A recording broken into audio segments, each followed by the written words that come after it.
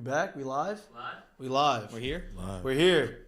Welcome back. Welcome back to Mik'd Up. It's Monday, February 7th. Happy Monday, boys. Happy Monday. I'm back in town, back in the States. Got my feet landed. Feel good. No COVID. Didn't have to sit in the hotel room for 2 weeks. Very nice. Hey. My sister's very excited about that. I don't have to miss her wedding, which is in Napa. I get another vacation next weekend. Unbelievable. Yeah, I'm sorry, boys. I'm sorry. We got a great... I'm sorry. Sorry. See, I talked to some Canadians down there. Yeah. Some Canadians down in Cancun. Yeah, I thought you were in Cancun. Yeah. Boys. We have a big show. Gonna be a lot of BS, a lot of talking with the boys. We got a light show today. I got Lloyd in the house. I got Stewie in the house. Stewie hadn't been on here. Welcome to the show, Stewie. What's up, Mike? We're gonna talk a little bit about LSU basketball. What happened? What has happened to LSU basketball? I don't know where they went. They're hiding. Need them to come out of hibernation soon. Ben Simmons, I don't know what's going on with Ben Simmons. Nets, I don't know what Nets don't want to trade. Ben Simmons ain't going there. LSU baseball is heating up. Scrimmages this past weekend. Some boys hitting some homers. We have 2 weeks, roughly 2 weeks until the opening day. Pro Bowl stinks. Still stinks. I don't know how you fix it. Sean Taylor, I think, ruined the Pro Bowl. By making it the greatest By highlight of all making time. the greatest hit of all time. Talk a little bit about my trip this weekend. And baseball lockouts are... doesn't look like it's coming to an end anytime soon. There's some jockeying going on by the owners and some It's a power struggle, dude. they're trying, they're saying they're going to lift the lockout and they're going to go to mediation. That's not going to go over very well. Hey, if you want to get this thing done, get in a room, let's talk it through and let's figure this thing out, but happy to be back, enjoying to be back. We're going to take this show and we're going to make it fun today. We got 3 of us. We're going to make this thing a lot of energy, make it live, have fun, and here we go. First of all, dude, Here we go. happy to have you back. It's good to How be was back. the Hey, trip, dude? I had some FOMO, dude. I Dude, you were hitting up the text line. I I was was- like, I was dude, blowing Mikey, up. enjoy the vacation. I was enjoying it. I was enjoying it. That should have been a red flag to me automatically. Like, something's going There on were some down things. there. There were some things that I wish, the resort. I don't think they understood the word of hospitality And hospitality management. and how to help your guests. They're paying to stay there. They didn't, and it wasn't just me. I was about It to wasn't- say. I'm not being very high maintenance. There's a lot of issues that were going on with a lot of different people. We were there for a a friend of ours. Allie, my wife, was in the wedding, and we were friends with them. We were there. We're happy for the couple. We were excited to celebrate, and then the resort did some things that made you raise your eyebrows just a little bit, and you're like, what are we doing here? What is going on? Why aren't you listening to me? I don't know. No habla inglés. No, I know you speak English. I just heard you. I just saw you talking to them in English. And so I don't understand what was happening. And then the wedding planner for the resort that was helping our friend and them go through this special time in their life, she didn't really do much for them. So we'll get into that's gonna be a little bit later on in the show. We're gonna get into some of the stories. I just want to And ask, look, it happened. They got married. And a Everything. beautiful couple. They're gonna go off into their honeymoon. They're gonna live a long, happy life together, have Death kids. do you part. But it was a struggle. For there's some things that they paid for that I think this resort. I think they wish they could. Wasn't all They're probably gonna inclusive. be calling them trying to get some money back a little bit. Do you think that you started off on the wrong foot? How did the first entrance go? So I should have known. I said, I see what you're doing. That's a nice little alley oop. Is that Toss the- it up. Nice little toss up. So I should have known going into this trip after what initially happened. So I had this shirt. I felt good traveling. I had like a light blue, like airy type of shirt. Like I'm feel good going on the beach. Beach Get a nice vibes. little tan. We're good. We're getting New Orleans. We got there on time. No struggle. No traffic. Parked. Got right in there. Plenty of time. Whatever. Coffee from Starbucks. Spilled coffee on the shirt. No. It's okay. It's okay. Shake it off. Hey. Start One off. count. Go on One beach. count. Yeah. I'm happy. Start slow. Start Walk slow. into the gift shop, tie to go pin. We're good. Put it on there. Wife helped me out. Staying gone. Oh, okay, cool. Get in there. Get on the plane. We're on the plane. First leg of the plane. Great. Second leg, doing great. Sitting on the back, fall asleep, wake up, get up to go. Nose starts bleeding. On the shirt again. Oh, it's okay. We're good. It's Mexico, dude. We're good. We're going to the beach. You got Going to the beach. partied I'm going to early. the beach. Started early. I'm going to the beach. I'm going to the beach. Hard to fall asleep on Tied that to go stuff. pin that we just bought, invested in. Great investment apparently. Yeah, at that yeah. time. Ty's You gotta girlfriend go? is going crazy Yeah, right yeah, now. yeah. It's doing numbers. Yeah, it's we're getting up. We probably emptied it on this trip before we even got there. Got the stain out. We're good to go. Land in Cancun. Wheels on the ground. I wake up. Oh shit! I forgot all of my suits, all of my actual suits for the wedding, like my dress. And I was excited, man. I had this like springy, like lighter color suit that I had gotten a few years ago that I haven't been able to wear much because, like, you know, it's spring. You can only wear it at a certain time. Like, this is gonna be perfect. Still Looks fit? good in it. Oh yeah, still fits nice. It's custom made. It's great. My wife thought I looked hot, and I'm like, this is gonna be awesome. What a trip. Don't have it. Left it in my travel carry bag, in my truck, in the airport. I'm freaking out. I'm calling people. Like, I thought I left it at the house. Didn't leave it at the house. Called neighbors. Go in the house. Not in the house. Hey, can you pack me another suit? I'm going to overnight it. This is where the resort really showed me their true colors. They had no help. No nothing. Hey, I need the address. What? I need the address. What? The address! The address of the hotel. So I can send this shit. Anything. Like, give me something. And they started talking about, you know what? There's no point. I'm going to make it work. I got button downs. I got pants. I'll figure it out. Casual. We're on the beach. Hey, look, I look good. I made it look nice. I did whatever, right? So I should have known going into the trip, like, hey, this is my, that was all me. That was all my fault. Should have known going into this trip that, okay, bad omen. But we made it work. We had some times, there's some hiccups. You know, there's going to be stories that we talk about for years to come. And, you know, I felt bad for the bride and groom, but they got married. And they're on their honeymoon. And we're all good. That's the important And I'm back in town. COVID test, COVID negative. Got back. Didn't have to sit there for 2 weeks. I can't imagine. Can you imagine what the COVID hotel they had to put you in Cancun? Because it ain't the same one. No way.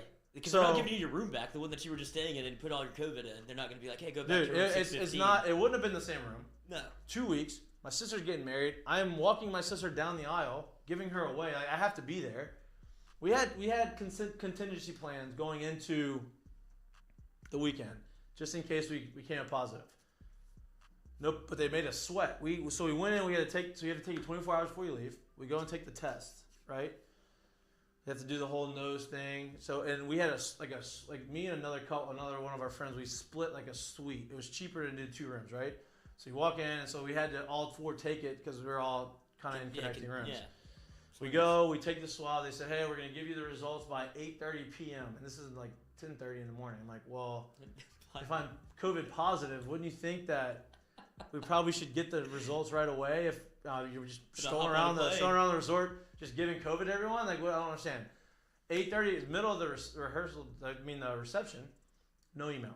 Everybody else email. Oh, we're negative. Oh, we're negative. We're negative. We have no email. No email. No email. I'm like, what the fuck is happening? So we leave. I leave the reception to go to the front to talk to them about where my email is. You were so mad at these people, dude. And nobody is helping me. Like, there's nobody at the guest services. Oh, guest services. There's nobody at guest services. We need to go to guest services. There's nobody there. I need help. I just need my email. No habla inglés. No habla inglés. Exactly. I get there, so we're good. We're back. We're back. No negative energy here. We're good. Right. I got a nice tan. I feel good. Didn't get burnt. Did it great with the sunscreen. We're nice. I was blowing you up. I had no bets this weekend. I took gambling off. I should have done that. I couldn't do any. I didn't want to do any. I couldn't keep up with the sports as much because there's not much TV. They did have Netflix in the room, which was great. So like when we had a little downtime in the room, I had some English watching stuff, but no bets. Took gambling off for the weekend, which is great. Now I'm making up for that right now because I just put in 12 bets, but. Let me hear how did your weekend go? Give me your week. Give me your. I had like a good thing going. Whenever the Barstool Sportsbook had first opened up, it was AFC Championship weekend. We played right into their hands. They thought they were going to pull one over on Louisiana by putting the Bengals game up there first, and they knew everybody was going to take the Chiefs. Well, we did take the Chiefs, and Joey B prevailed. Got the account up to 200. You got it. I had McPherson field goals over hit. Hit. I had hit. Yep. I had Rams. Yep. Hit. Yep. I had Rams whenever they were down money line. Go get in there. A little Yep. live bet. Yep. Cash that ticket. So I'm like, all right. I opened up the account Saturday, looking at the LSU games, and then Georgia Auburn, like a great slate of college basketball. So I started getting into these things. So you went Auburn Georgia? I went Auburn Georgia over. No shot. Nope. No, it didn't hit. And then I had Auburn live betting is what's getting me. This live bets, Auburn went down all the way to 3, and I was like, dude, if you can get Auburn -3, you'd have taken that at the beginning of the day, Red line, it was, it was, and then so Auburn obviously wins by 2. Nope, put an X on that one, and then I'm like, well, I'll ride this wave into LSU. I'm close. I feel like I'm getting close. LSU, and it's my buddy's. Cheese. I did. Took the cheese. Dude, twice. 2-time cheese eater of the weekend. Yeah. But it's not my fault. Too much cheese. It's Mikie Mahtook, not my fault. Don't put me in that. Don't put me in your misery, bro. Don't do that. Dude, you'll get to know, Mikey, every time, not my fault. Don't do that. I meant well. Don't do that. Don't put me in your misery. But it was my buddy's birthday, and I was like, dude, birthday bets never lose. And he was a big gambler. He's the one that got me into it. When he got married, like he told me he was going to propose, he was calling me during the World Baseball Classic. He was like, you know, we got to take Puerto Rico over. Yeah, I thought he was going to say Puerto Rico over U.S. I was like, dude, I'm a hammer. And he goes, dude, I'm about to get engaged. Like, I'm about to drop to the knee. Yeah, bro. And I was like, get out of here. I don't care about that. Yeah. I was like, give me some more baseball important. lines. Yeah, it's more important. Give me some. Give me my money. Yeah, exactly. I don't care about your ring. I don't care about your. Congratulations later, dude. What happened? Yeah. I will spoil this for you. Absolutely. And so this is my guy. We gambled together all through college, lived together. Your guy. Yeah, My guy. He has to take some time now that he's married. Take some time off, does it in the dark. But so I was like, Marcus, put your bet like birthday bet of the week. He's like, we got to go LSU, only 2.5. And I was like, cheese. And he's like, let's take it anyway. And it never really got close. And then I live bet LSU again. Went under in the LSU game. That didn't hit. They scored all the points. At Ofer. Well, I'm watching. I'm in Cancun. I can't watch the game, right? Like I can't. There's no SEC network. YouTube TV doesn't work in Mexico. So like I'm literally just on the ESPN app, just trying to follow it live. Oh, you're going StatCast. Yeah. Oof. Stat that. Hate that. Stat that. We'll come up with our own shit soon. I'm looking and I'm like, all right, well, like they're playing Vanderbilt. Like I know they don't play well in Nashville. Like I know it, but you know what? They're playing Vandy. They've got to get off. Like this is a team they got to beat. Get off the schneid, dude. I look at the score, and we're down 17 points, or was it 15 points at halftime? Some 16 points. They were down 20 in the first half. And so I'm like, what are we doing? What are we doing? So then I'm like, all right. So then thank God I can't watch this. Like I'm just happy that I have to follow it on the screen. App. Yeah. So then halftime goes. We're at the reception. Look at it. Down 15. Okay, look at it. Down 11. Look at it. Oh, we're down 6 points. I'm like, we're going to do this. We're going to come back. There's 6 minutes to go. I'm like, we're coming back. Yeah. Nope. Didn't come back. Ran out of juice. Didn't come back. So I'm watching the game. Meanwhile, actually, this is funny. So there are monkeys everywhere in this resort. So I'm watching the game right here, right? And it's down 6. I'm like, okay, we're going to come back. We're going to come back. Meanwhile, everybody is screaming before the rehearsal, the reception starts. In the back, 2 monkeys having sex in the corner of the thing. So I'm looking at the thing. I'm like, of course, I have the video. Yeah, the monkeys having sex. They have this tarp. They're trying to pull. Dude, monkeys are awesome. Monkeys are unbelievable. I'm getting a little derailed. But monkeys are awesome, right? But back to what is going on? What happened? Stu, do you know? Out of juice. Injuries. I mean, I know they're banged up, but like Ole Miss at home is that kid's you can't lose that game. Well, you have guys that can't score. Like these guys aren't built to score and win games. No doubt, but it doesn't matter. Like you're still better than you're more talented than the other team. So like defense as good as our defense has been suffering. Right. Right. Like our defense has not been what they were for the first 90% of the season. Because the last 2 games they've been scored on. I know they're banged up, but like you're still better than them. So at some point you have to have something to hang your hat on, and that's got to be it, right? You would think, oh, we can't score right now. Our point guard's out. Starting point guard's been hurt. He's been banged up. Some other guys are banged up. Hey boys, we're gonna have to lock it in a little bit defensively, and we're just gonna have to grind through this. And I know it's easier said than done. Like I get it. Playing hurt's tough. You're not playing 100%, but I mean they made runs in those games. They showed you that they had the spurts. You can't be in a 20-point hole 2 games in a row against 2 teams that are very subpar. That's what hurts the most. Right. Is that these are teams that you shouldn't be getting, first of all, almost run out the gym by. But these are teams that should be almost flip the script where you should be up 20 and you allow a little comeback and they cut it to 5. But the entire time of the entire game, you're in control. Right? And it's been the opposite for LSU. They've shown that if they don't play defense that way, if they're not like the only things that have led to runs has been them just wreaking havoc on the defensive end. And so if they're not able to do that, then they got no chance. Like they have nobody that can score.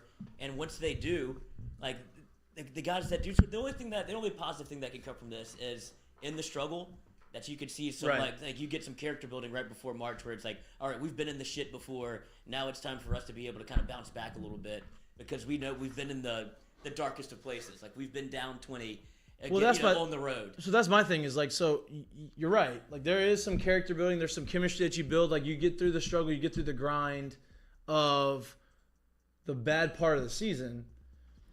But you went from being a potential 1 seed to a probably guaranteed 2 seed when you're 15-1 to now you're probably a 9 seed right now. You're bubbled. You're not bubbled yet, but one more like terrible loss like that, you're bubbled. Right now I know we have 8 games left. You go and you win, you get to 21 wins, 22 wins, like you can get hot again. All right. But the LSU team we saw at 15-1 and they beat some really good teams. It's just they're not playing that way, and I'm not banging on these guys because I think they're still talented and they still have the potential to be really good. I just don't know what's going on with them right now. You know, and look, I don't want to say, and I'm not saying anything about Will Wade or anything. These guys got to 15-1, beat Kentucky, beat Tennessee for a reason. They're good enough, but having basically one point guard on your team hurts, does not help, and having other guys having to pick up that slack whilst probably still being a little banged up doesn't help either. I'm not making excuses. You can't make excuses. You got to put the guys out there, and you still got to win. That's what great teams do.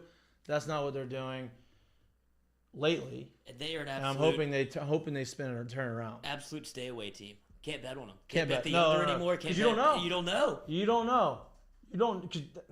I'm not comparing. That stinks, dude. That was the honey hole for like. You know you're gonna get the under, and you knew they were gonna win. You knew that they were at least. You could always bet the under. Then you could play around with a little LSU money line parlay, and then hopefully cash a ticket. But now there's nowhere. There's nowhere to look. You don't know. They could beat a team by 15, or they could lose by 10. They're losing by 10. They lost by 10 to 2 teams that are not good. Not good. You lost to Vanderbilt.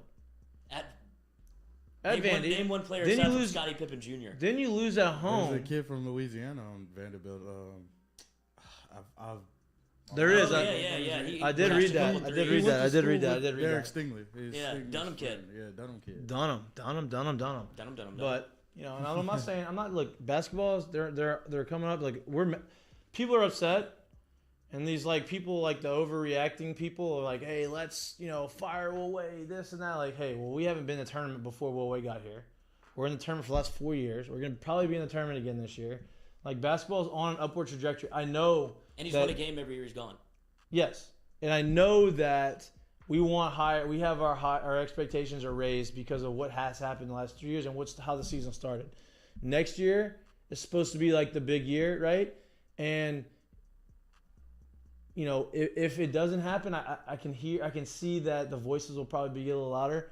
But LSU has always been LSU. LSU has always been a football and baseball school first. Basketball is just creeps in and up out. And down. I want them to be in all 3, right? But baseball season's creeping up, and so I know baseball has the most wins in the SEC since 2000, though. LSU baseball, no doubt. I mean, they have now over the last like 5 or 6 years, I know Vanderbilt has been that team.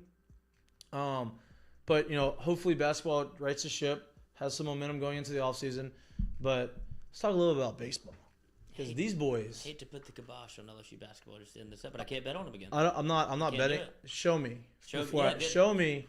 You lost my trust. Show me before I bet. You know what I mean? I'm not gonna be. Red flag if this is an engagement ceremony. Very much a red flag. Very much. I can't wait to get into some of these stories later. But people are gonna be like, what is this resort doing? How does this happen? I'm telling you, White Lotus. If you haven't watched it, that's what you're living. So what is White Lotus about? It's about exactly what you did. It's an all-inclusive resort that's supposed to be this like getaway and like you get to do whatever you want. Like Firefest?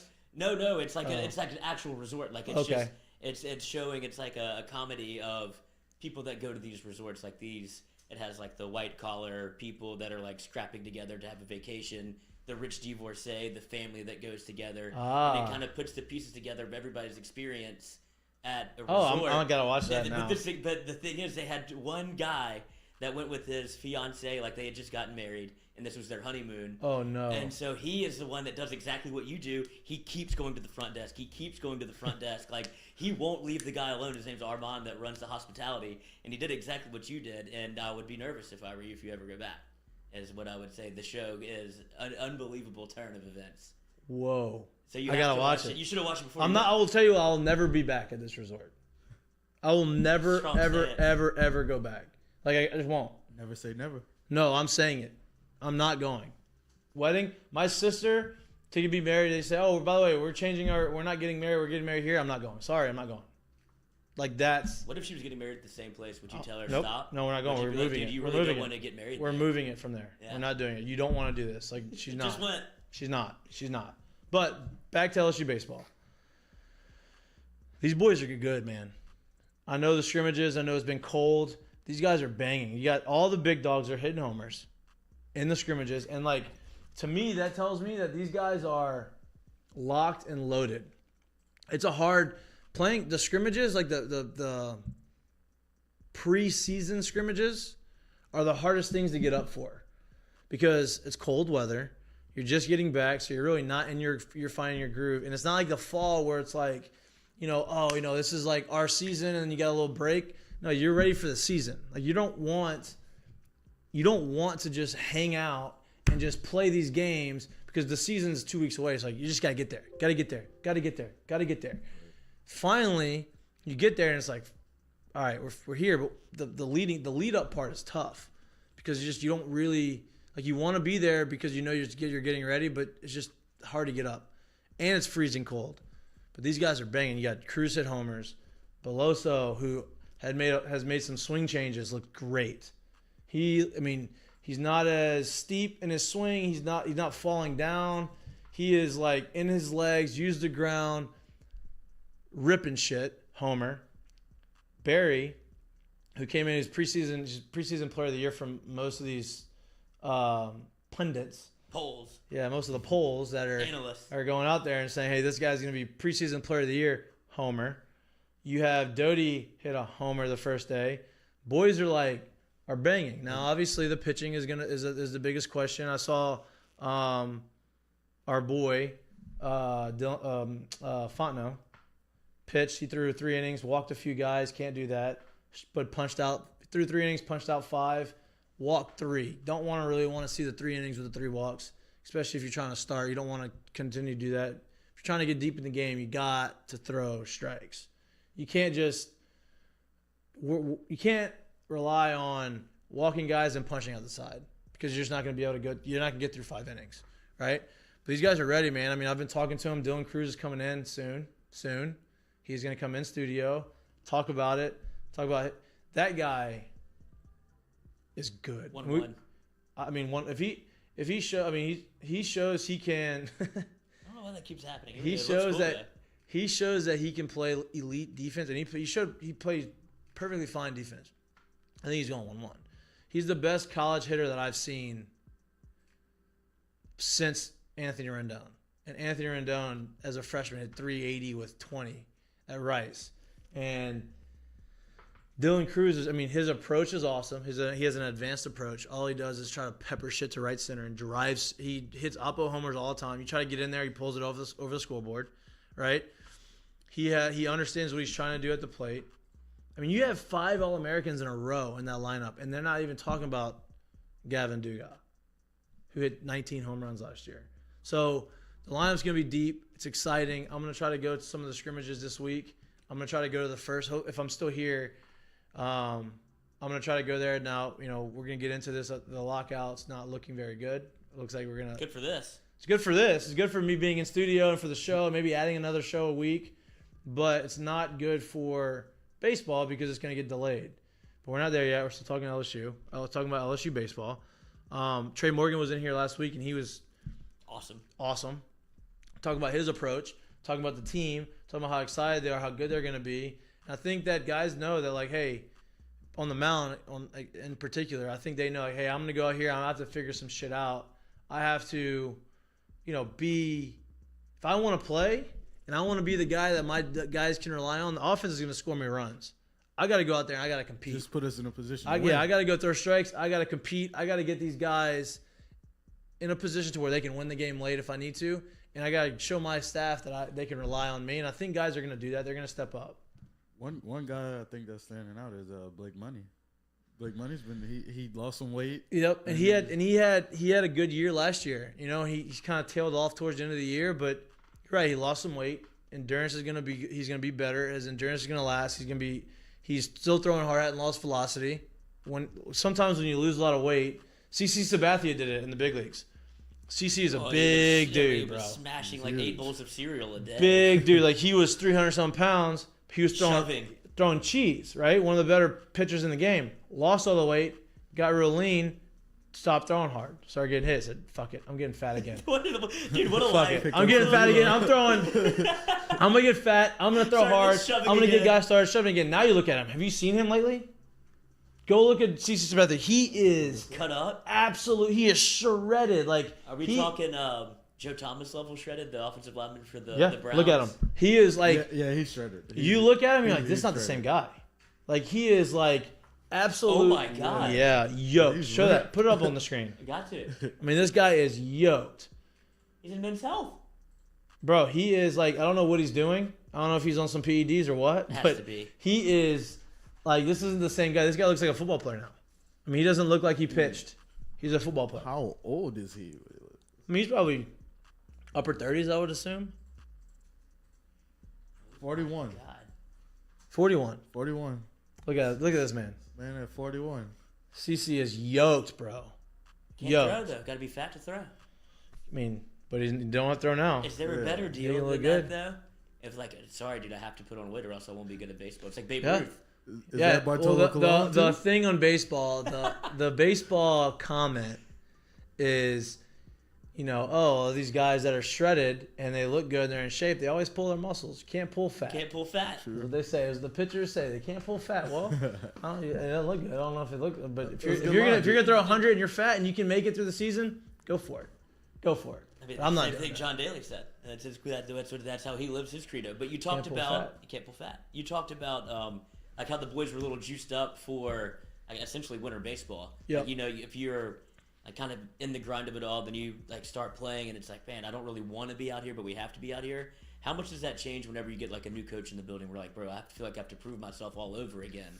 So it gives them a little bit of like the extra oomph, right? Like it takes away from, especially in the fall, it takes away from that like complacency of, oh, we're in the fall, all I gotta do is get my work in. You know, the staff knows what I'm going to do. I got kind of have my spot solidified on the roster, my starting lineup, whatever. Well, now you have a new staff, you have a new coach. You have to go out there and you have to work your ass off to prove to that coach that you are that guy. You are the starter. You are a guy that they can rely on. They have, you know, there's probably 3 or 4 guys in the lineup normally that you just know, okay? No, every staff, it doesn't matter who the coach is, they come in, okay, this guy is a guy. Dylan Cruz, this guy's a guy. He's not leaving. Cade Doty, this guy's a guy. He's not leaving the lineup. Most of these guys, those 3 or 4, Trey Morgan, that's a guy not leaving the lineup. Gavin Dugard, not leaving the lineup, right? But then you have other guys that, okay, I didn't have my greatest year the year before. I had some moments, but they weren't there for the moments. They're looking at the whole picture. I got to go there. I got to bust my ass. So it takes away a little bit of that complacency. You know, now you get into the spring season before the year starts, and you don't have the newness is kind of gone. Like everybody's kind of familiar with everyone, and so now you're just like, get me to the season so I can show these guys what I can do with the lights on. But yeah, it takes away from the monotony and the complacency of the fall, I think, in particular, and it gives you a little bit of extra motivation to go. And then from what everybody's saying about Jay and everything that I've talked to him about is, you know, he loves baseball and he's in the middle of everything, right? So he understands what the guys are doing. He understands he's hitting he's their hitting guy basically. He's like basically the hitting coach, not the hitting coach, but his philosophy. He's like an offensive coordinator that also calls like a head coach. Yeah, right. So like he understands it and like he loves it. He didn't want to move away from it. He wanted to live close to the field so he can see the lights. He promotes guys getting there whenever they want to work there. Like he's the guy that I think is a great fit for the program, and the guys seem to love him. You know, and like, you're going to see a lot of what his hitting philosophy is in Cade Beloso, I think. Cade you're going to look at his stance and his swing and his approach this year compared to it was last year, and it's going to be completely different. And he just looks better. Right? He leaned up a little bit.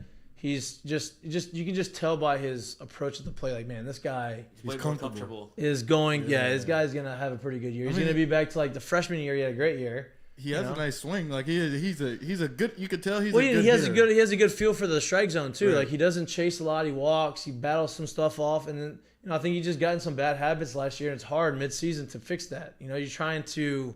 Especially after you've slimmed up and did all the things that you're trying. Right. You're trying to compete, and it's like, man, I don't want to go through that stretch of like struggle when don't feel as comfortable doing these things. I'm gonna go with what I feel comfortable with, and I'm just gonna abandon it. I'm just gonna figure it out, and it's hard to do that. Then this offseason he goes and whole new approach, new eyeballs. Sometimes the change of scenery is good, so new eyeballs came in there. See him, hey, let's try this. Loved it, worked his ass off to do it, and he looks good. And I think he's gonna be a big. Where do you put him? He's probably gonna be the DH. I would assume. DH. Well, because Barry can't. That was the knock on Barry coming in. I don't know. I haven't seen. I thought he's been playing third base in the scrimmages though. Right. I feel like they're gonna put him at third, but like they wanted when they brought him in the original. Like there was a lot of talk of him being a DH because of Jacob Barry. Got two left hands. Yeah. So Mikey, I'll ask you this: what would be your lineup with this team? Ooh, that's tough. You're talking about actual order, or like just the 9 guys I want in the lineup. Give me your actual order. Or you could give me the 9 guys you want on the field.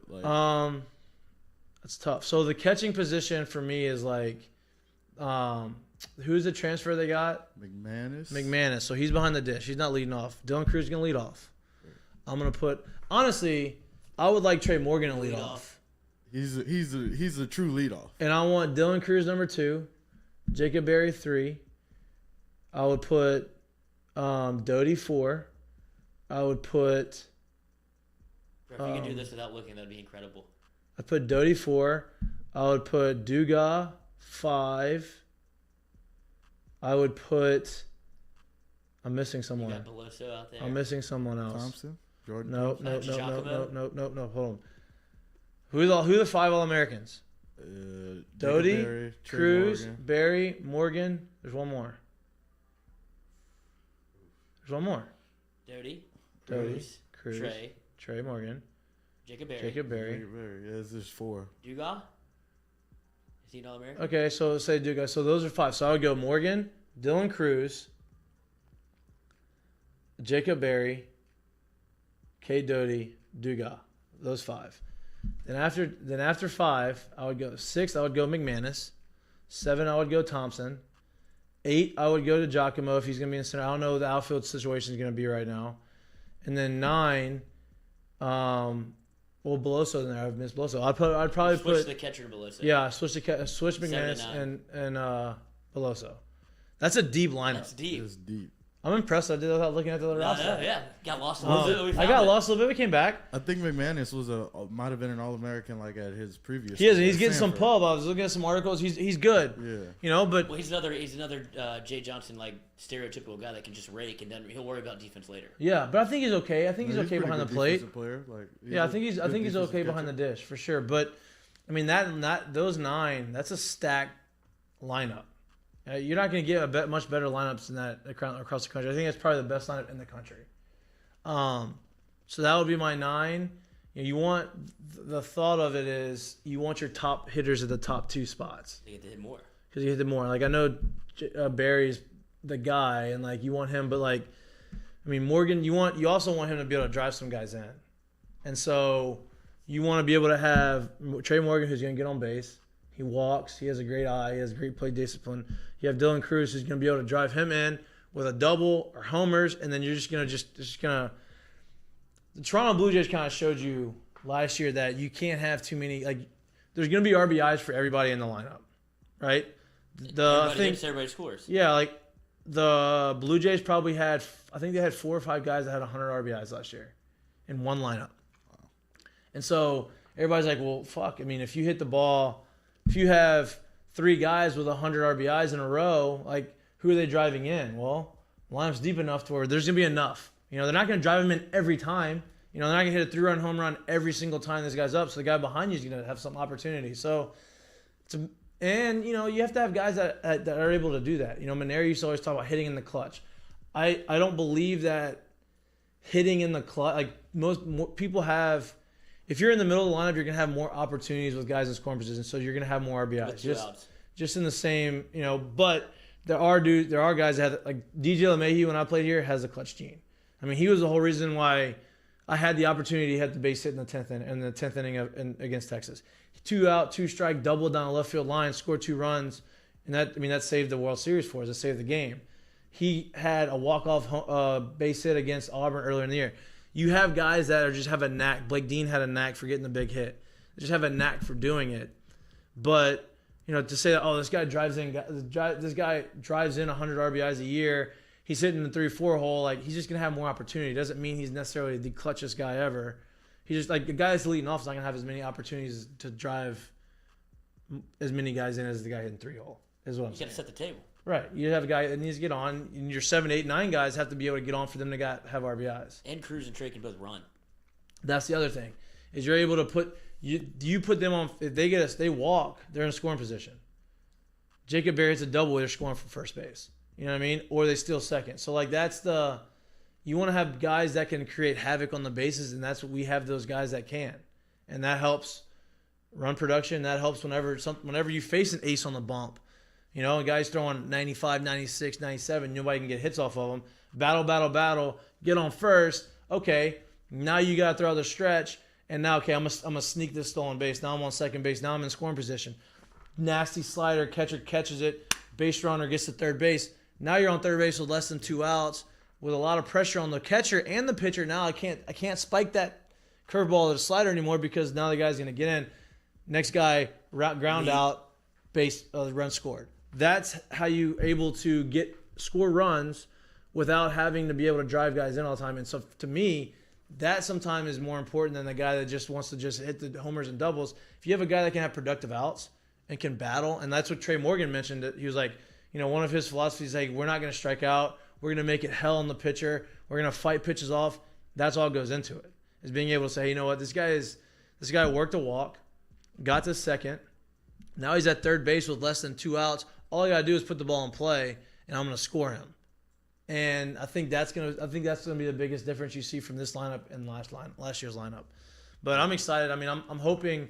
I'm not usually here for the normal, like the regular season, but I'm looking forward to like being able to see the beginning part of the year, because the first weekend of the season is awesome. There's a lot of energy. It's gonna be cold. You think you'll be here that long? Yeah, I mean the lockout. The lockout's still going to be. I mean, we're not in a good spot. Opening day is February 18th.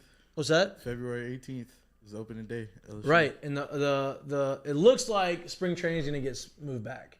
It looks like we're not going to agree to the CBA in time. The owners are trying to do this whole hey, we're going to lift the lockout. We're going to get a mediator to come in there and be the middle ground and figure this thing out. Well, they tried to do that in 1994. It didn't work. The players didn't agree. It's just not going to work. So the best way to do it is get us all in a room and legitimately have real conversations about change and what we want to do and how you compromise and how we make this work. Because what they're doing is they're supposed to give us another proposal and they haven't done it. So now instead of saying, we're not doing the proposal, we're going to do it. It's a tactic by them to make the players, to put the ball in the players' court and make us look bad. It's not going to work. But it's not. The start of spring training looks like it may get pushed back. Now, anything can happen. Stuff can change.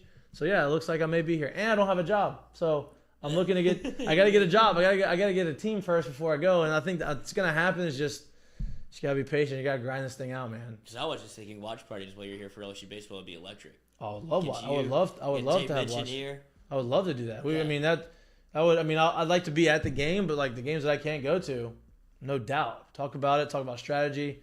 Get the boys in here on get Monday. The boys, have some libations in here. Absolutely. Let's go. Get some food catered. What's for lunch? What's for lunch? Coming up later. I'm starving right now. Can't wait.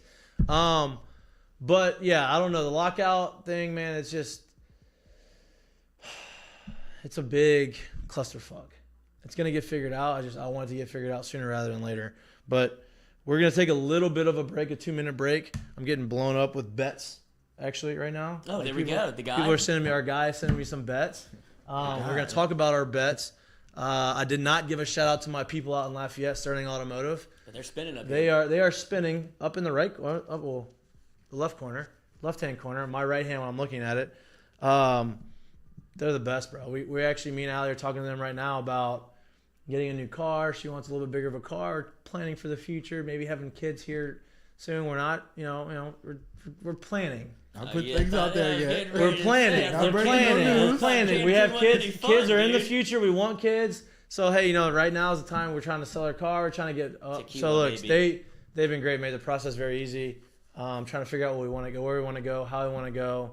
Being very convenient. So, we're going to take a little break, but shout out to my people out there in Lafayette, Sterling Automotive. Go ahead and throw that baby seat in the car. No charge. No baby seat. No charge. We're not ready yet for the baby seat. Baby. Let's not take up some of the seats yet. We're not quite ready. Kobe's going to be pissed. Yeah, Kobe's not going to be happy. But Kobe loves babies. He loves babies. Yeah, Kobe's my dog. Kobe's my dove. Yeah, he's good. Protective over babies. All right, we'll take a little break, regroup. See you back in 2 minutes.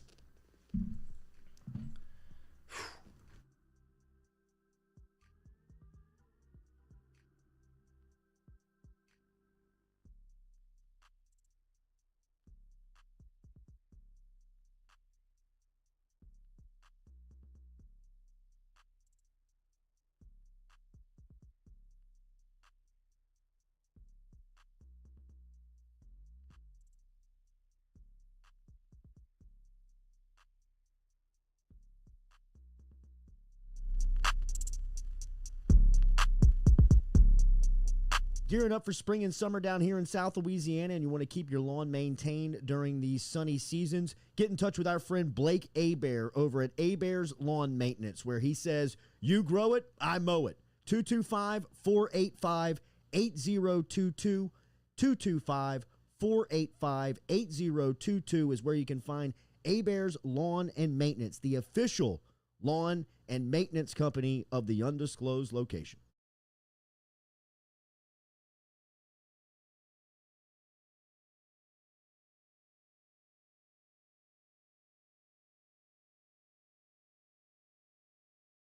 Gearing up for spring and summer down here in South Louisiana, and you want to keep your lawn maintained during these sunny seasons, get in touch with our friend Blake Abear over at Abear's Lawn Maintenance, where he says, you grow it, I mow it. 225-485-8022. 225-485-8022 is where you can find Abear's Lawn and Maintenance, the official lawn and maintenance company of the undisclosed location. Welcome back to Mik'd Up. It is Monday, February 7th, and we kind of got a little carried away in the front store. We didn't talk about our bets. Jack's in the chat. Say what's up to Jack. Jack's in the chat. What up, Jack, in the chat? He's not. Jack's where is he? Connecticut right now. He's back home. Stores, Connecticut. He's opposite of Sun. I go get a tan. Jack gets this little windburn. Yeah. Dude, I'm getting a little something on the inside of the lip. Yeah, crack, bro. You got chapstick. I'm anti-chapstick. I know you are because you're anti-establishment guy. Vaseline, bro. Yeah, that's okay. Vaseline. Oh, is that the trick? See, Vaseline is the trick. Vaseline is the trick. I've heard that Vaseline, and you know how when you get your nose a little chapped? Oh, yeah, Vaseline, big nosebleed guy. Little Vaseline inside the nose. Helps. Get your two extra inches on your breaking ball. Well, yeah, get a little there. I've never been a pitcher, but it helps with the nose chapness too. Oh, so. Dude, we were talking about, you weren't here, but we were talking about Jordy has a sponsor. It's a dumpster sponsor. I thought it was 40 yards long. Oh, Jordy has a dumpster. Is it 40 yards wide? It's 40 yards of volume, so you could pick up 40 yards of shit and put it in there. I thought it was 40. Actual shit? Like yeah, if you needed to. Yeah, that depends on what kind of party you're in. And if you were to call Odell for the after party, it could be happier. But I thought it was 40 yards long, and I was like, "Whoa, what a massive dumpster!" It's still a massive dumpster. Yeah, but it's just 40. 40 I mean, think how deep 40 yards is. Yeah, right. 40 yards is pretty. But I was thinking, like, we were like, could you throw a football over it, like it's college football? And I was like, I don't know if I can chuck it 40. And then you were the first overall pick of anybody. Jordy said he could. You had the top Mikey, yeah. We were like, Mikey better be able to throw it 40. 40 yards. So that made, I know. That's what I was going to ask you. What do you think your over-under would be? I mean, right now or like what I used to throw? Right now. Today. I could throw the ball probably easily 50, 55 yards right now. We put you at 60, 59 and a half. Easily 55, but like you get 3 throws. Oh, 60. Okay. I get to 60. You can warm up a little before. Give me some time to warm up and get the release point going, but I can get 60. If we're talking warming up, like I mean, you want me to go dry? You want me to go no, straight no, yeah? You got a career. Like let me give me some let me get some old quarterback drills in there. Absolutely. I could let the thing eat a little bit. I got a cool 50, 55. See, I think. Yeah, I can get 60. Maybe. I think you can. I'm not hating on you, but I'm just saying, dude, that college football is fast. Here's the deal, though. Here's the deal. You have to be able to throw a spiral. Yeah. If you don't throw a spiral, it's not going to carry. It's not. It's not going to carry. That's the thing. So you gotta. Yeah, I got some. I got a little quarterback background. So okay. See, I just know my limitations. I was like, dude, probably 30 yards is what I'm thinking. That would still look good. It would get mine when I try. Yeah, dude. When I try to let it rip, it always comes off the ring finger, which isn't right. But I've been watching some videos. Yeah, you gotta. Like I actually changed my grip the other day. I'm like, that was We've been watching a lot of videos. I'll show you. We'll work on it. We'll work on it. The quarterback school. What was it? QB Academy? What is it? QB 11? The Elite 11. Elite 11. I'll give you my own Elite 11. Yeah, Walker. Yeah, I'll ask him. Yeah, that's probably the better guy. Maybe we get Joey B in here and give us some quarterback lessons. Speaking of, dude, giving lessons. Bro. Joey B's out there coaching the team. I mean, he's running the whole thing. He's telling the coach what plays to run. And he understands, like we talk about, everybody talks about McVay, all these recall, like the recall of like plays and all this stuff. And it's like, well, like if you're elite and you're really good at what you do and you understand like schemes and you understand what's supposed to happen, you're going to be able to recall all that kind of stuff because you're so invested and you're so ingrained in what's going on. You could go and you could talk to Joey B right now.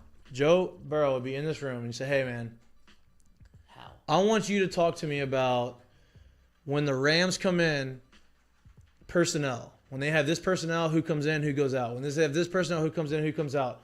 And he can tell you. And I know you told me there's a story about, who was it, Stephen King? Stephen King. Stephen King's the author. That's gonna write. That's probably who'll write Joey B's like autobiography. You're right. Who was it? Assassin. Who was it? Peter King. Peter King. See, King. I got half of it right. Big Peter. Peter King from ESPN or wherever he's at now had stories. What were some of the stories that he said about it? He said that his recall and he had like a Jeopardy deal. So they do a Jeopardy every week with all the quarterbacks and the quarterback coaches. So it's Zach Taylor's in there, the backup Brendan Allen's in there, and they have the quarterback coach and the head coach in there. So they do Jeopardy style. They got it from Green Bay, actually, where the coach that runs it, I think the quarterback coach, got the idea from, because Rodgers obviously a huge Jeopardy guy. And so what they do is they do it exactly how you would think, Jeopardy style. First one on the board, and they go youngest to oldest. So Joey B gets first pick every time. And the first one that he picked was Chiefs defense. So he's like, it's for 300. Easiest one on the board. And it's not supposed to be this easy. And it's, can you name the Chiefs defense, their defensive substitutes package, and like who comes in for third downs, I think. And he goes 9 for 9 on who comes in and who comes out, names every player on the field, and then 9 for 9 on the substitution. So essentially names 20 people that are coming in and out on the Chiefs defense, and they were just like, this isn't supposed to be this it's easy. Unbelievable. It's unbelievable. Like you talk about Sean McVay and recall, I think Joey B has a little bit of that. But that's part of like being study. That's part of being elite, right? It's not just about talent on the field. It's about understanding what you're trying to do, what they're trying to do to you, and being able to go and recall everything that you study. And knowing who they're trying to use to do that to you. Right. Like it's understanding situation. Yeah, when you go and study, like we've all done it. You go to classes and you're like, oh, I got this. I got to study for this test. All I'm gonna do is memorize. Right. Memorize, and you go and you pass the test and you have a good grade, then you forget it a week later. Absolutely. Right. You're not recalling anything because you didn't learn it. All you do is memorize it. So if you film study and you're like, okay, give me note cards. Hey, this personnel, who comes in with this? Like that's memorizing. But if you understand why they're doing it, why they're bringing that personnel in, what their matchup is, that's how you understand. And then you realize, okay, that's what like when you learn that's how you study, then you look at all these other people and you look at all the other film study and you understand, okay, this is that role, this player plays that role he played. So now it becomes easier because you understand how teams are trying to attack you. It's a copycat league. How defense is trying to attack you. Okay, who plays that role for them? Okay, when he's in, this is what they're trying to do. When he's in, this is what they're trying to do. So that's hard because you have so many different guys. You have so many different coverages. But that's how these guys understand what defense you're going to go in before you have it because of the personnel that's coming in. And the fact that he understands it so well at such a young age is impressive. But it's not only that, and then the other, like the bonus question, whatever they did, the Jeopardy. Apparently, Joe Burrow wins this thing every time. Like it's not that much of a contest. Whenever, of course. But then they had like old Cincinnati AFC Championship trivia. Like what year, who'd they play, and who was the starting quarterback the last 2 times? The only other 2 times, right. The Bengals have won an AFC Championship. Rattled off the year, the coach and the quarterback all, and got the bonus question. So my man knows his history. Exactly. Not only he understands like. Just that being in the news makes him more popular in Cincinnati than he already is. And now they've got the lacrosse, like the women's field hockey team hanging outside the bubble, just trying to get a picture with him because they have to go all the way up to Cincinnati, Ohio. Yep. When instead with of no indoor facility. So they got to go to the bubble with the Bearcats, and you have the women's soccer team getting there an hour and a half early just to catch a glimpse of Joey B walking out. Can't wait. Just want to see the guy. Prime. Dressed up in his. See him. Your boy Mixon. No, with John, not Mixon. Jamar Chase said it. That Joey's not in his top 5 best dressed on the team. That's kinda, they love to needle each other. You can tell that's how they're. What'd you say? The quote is, what's the quote? You have to know where you've to get where you're going. You have to know where you've been. And so that's. I mean, Joey knows. He's like, my goal is to get not only to the Super Bowl, to win Super Bowls. We gotta know where the history of where we've been before and how far we've come and what we've been through to get to this point in order for it to matter and to win and to get everybody on board. And so like. The fact that he knows it in his second year and he understands it and he understands how to lead. He's just a leader, bro. He understands how to lead people. And that's something that can't be learned either. Not this way. You can learn how to be a leader. Not this way. But not this way. This far. You can learn this far in the process. Right. You can learn how to be a leader. You can learn how to lead people and learn you can improve your leadership skills.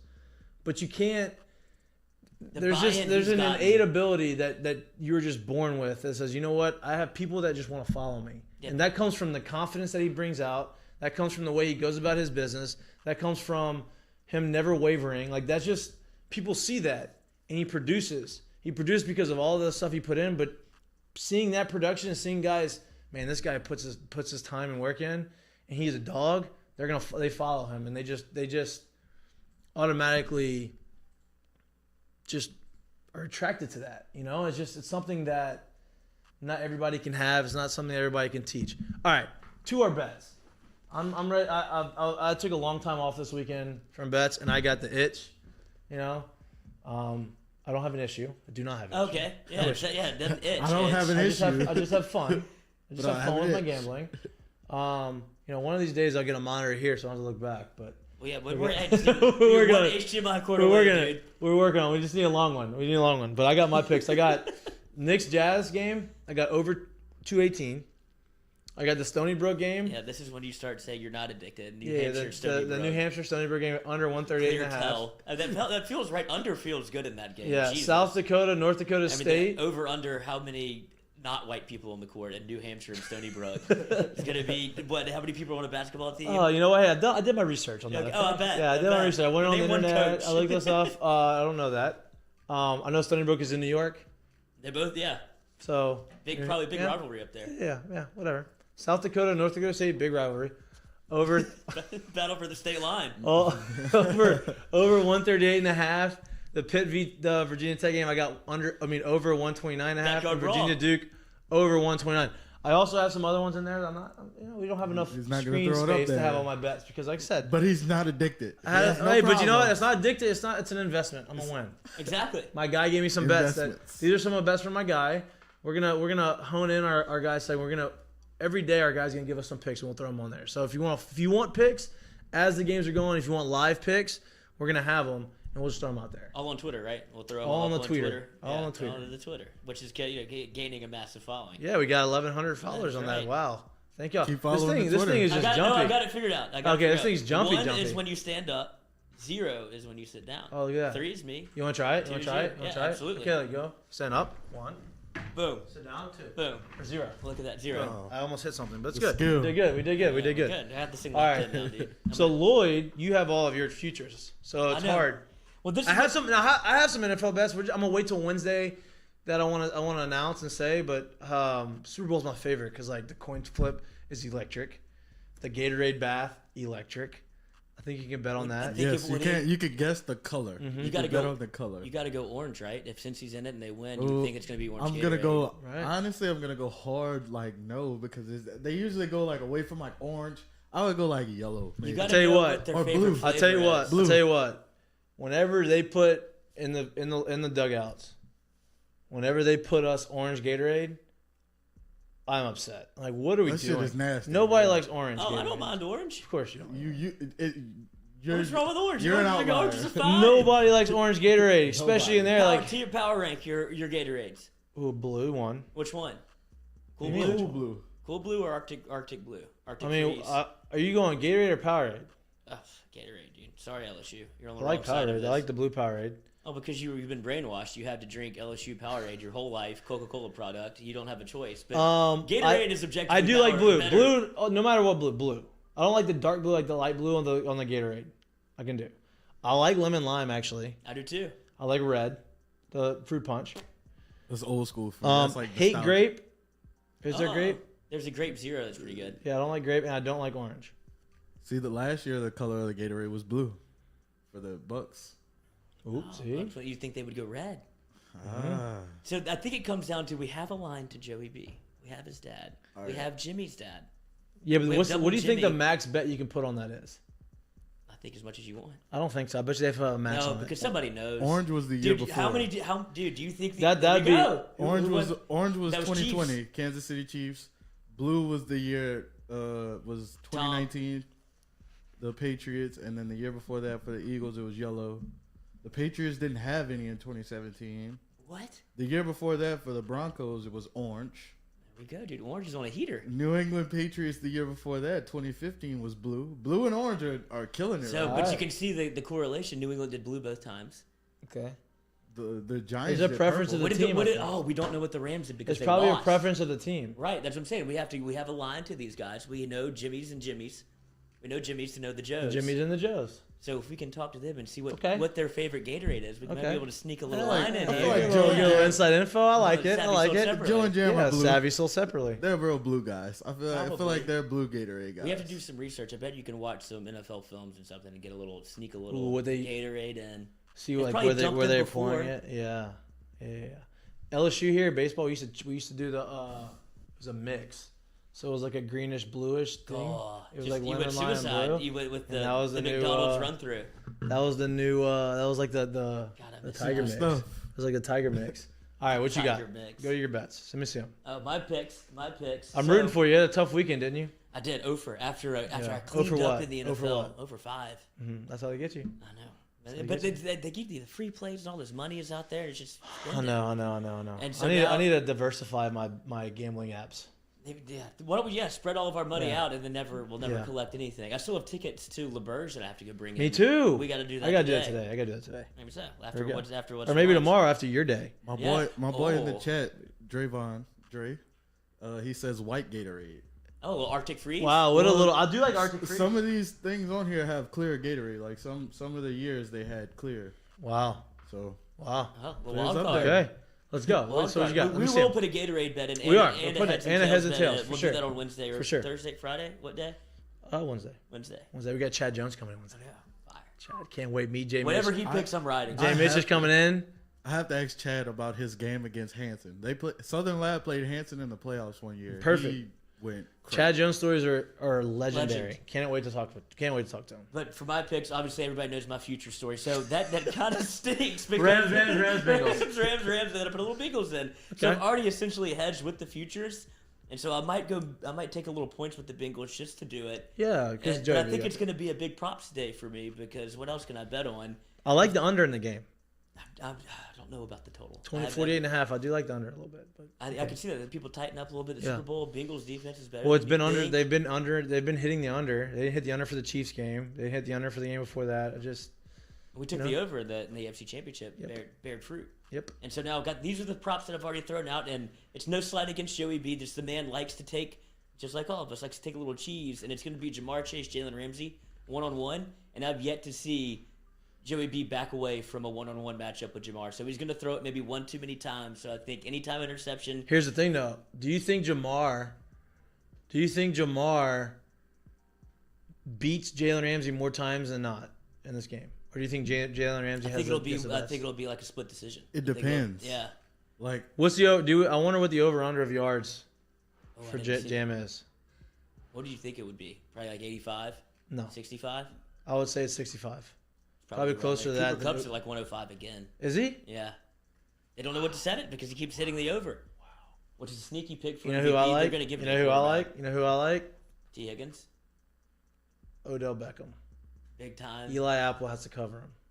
Ain't no way. All of this shakes out poorly for the Bengals. His over is 78.5 and his under Jam? 80. Yeah, 80.5. Wait, what? One of them, FanDuel has. Oh, okay. Look at it. Look, he's going different. See, this way you got. Oh yeah, so it gives you different odds. Yeah. FanDuel has him at 78.5 and MGM has him at 80.5. That's how you have to get. You have to diversify. You have to go line shopping. That's a lot. That's a lot. But you know he's going to be on 101. You know he's going to try to go to him. What's Odell's over under in yards? That we're saving this for Wednesday. Yeah, but we're not telling what the bets. We're We're teasing. We're doing a little tease. And the bets that I do have that are absolutely locked in. I have anytime field goal missed because Matt Gay has been atrocious. He's been all over the place. Yeah, get him inside of 40 is money. Outside of 40, they're going to be in that spot where it's like the Bengals are going to kick a lot of field goals early. Yeah, but he shanked 2 in a row. Didn't he? Was he the one that came up short from 47? Yes. Yep. So that's what I got my anytime field goal miss. I might double down on that. But it's strictly on Gay because I have successful field goals about Cincy because McPherson has been an absolute weapon for McPherson's the Bengals. A baller, dude. So if he makes 2 field goals in the game, and they've done that, I think every playoff game so far. Those are my 3 player props that I think I'll probably add to the closer we get to the big game. I love that. And you got Jack's picks. I got Jack's picks. Jack's not here, but Jack's here in spirit, and he's in the chat. In the chat. Hey, Jack, just to let you know, because you are pretty good with basketball bets. Actually, he's very good with basketball bets. I stole all of your bets for today. They're not mine, so I can't put them on there. But I put money on all your bets. Yeah, minus the Heat to win the East plus 500. That's his futures. That's a huge future. He put a big future. He's thinking that they're gonna win the East. So I'm 100 to win 500. Ain't a bad bet. Ain't a bad bet. Odell's over. His over is 65.5. Oh, let's cash that ticket. Yeah. I love that. Please cash that. His last game, what did he have? He had 100. Yeah, it was like. But he's feeling good. He's in the Super Bowl at home in LA. He's starting to look like old Odell. Oh yeah, old Odell. And Eli Apple's covering him, dude. I just don't think Eli's gonna be able to hang with him. I just don't. He's not gonna hang out with him either. Definitely not gonna hang out with him. Definitely ain't hanging out. I don't see that being a Odell is a great one. And then my other one that I might throw out there is Mike Hilton interception for the safety for the Bengals because he's been around too, but he's been around the ball a lot. Mike Hilton gonna have a little Tracy Porter action. Speaking of, he's the nickel guy. What a transition! This guy's a pro, dude. This guy's a pro. Hey. Little Tracy Porter, 12 years to the day. I was in banging on hotel room doors in the Montleone Hotel after we won the Super Bowl. You were in NOLA too? Oh, I was in NOLA for the game because I wanted to party. I called my academic advisor. I was like, "Hey, Becca, awesome, best academic advisor I had." Shout out to Becca. Shout out to Becca. She still works at LSU. She got promoted a few times, so I called her and said, "Hey, Beck, I'm not gonna be in class on Monday. Not making it. I'm going to New Orleans. We're winning the Super Bowl. I'm going to this, and we're gonna be partying. I'm just letting you know I'm not gonna be there." She said, "Okay." No big deal. No big deal. I had to go to practice the next day for baseball I was a freshman, so you're still in high school. Senior, so I could get away with it. So I was able. So you were in New Orleans and went back? Went back the same day. Got stuck in traffic. We didn't have baseball till 3:30. We went. We were watching the game. We're watching it in the hotel room, and it's like 6 of us, and this interception happens, and I am running down the hall, and I'm banging on walls, like banging on the wall, banging on doors of the hotel, like all these people, and like hallway. Everybody knew, like nobody was in their rooms, and I'm like, "Let's go!" Like a fucking one, like whatever. We go outside, packed. You couldn't walk anywhere. No. Like it was stuffed. You could not go. We had to wait an hour after the game just to be able to leave the hotel to be able to like navigate through. Thick of it, dude. Partied. Buddy broke his phone with green vomit from the Jester daiquiris that he was getting on Bourbon Street. But dude, it was worth it. Like, so much fun, partied hard, and then Jay Mitch was at the game. Jared was at the game because he had just signed. So he was working out in Florida, and they just went on down to Miami for the game. Would you rather been in New Orleans or Florida? New I'd Orleans. imagine New Orleans. Yeah, that's where I was. And we had, my buddy lives in New Orleans. It's my brother's friend, so we all went down there. Big New Orleans guy, like loves it to the core, has it tattooed on him. Like that's his jam. Okay. And we went down there, and you live and breathe it. You're on every second. Then you have the onside kick, and then you have the Tracy Porter interception. We go outside, same thing. There's cars with speakers. Like, they have their trunk opened up. They have speakers in the back, and the big song then was Stand Up and Get Crunk. And that's all you could hear. Stand up, like, dude. That's all you could hear throughout all of New Orleans was, like, they just had cars with their windows down. Now they're breaking windows, but they had the trunk open, big subs in the back, and this guy was just leading in a PT nice Cruiser. Little dig there. Yes, and it was just unbelievable. Like, you didn't have to really get drunk because, like, the energy in the air was just like, oh, my God, this is something I don't think I'll ever see again.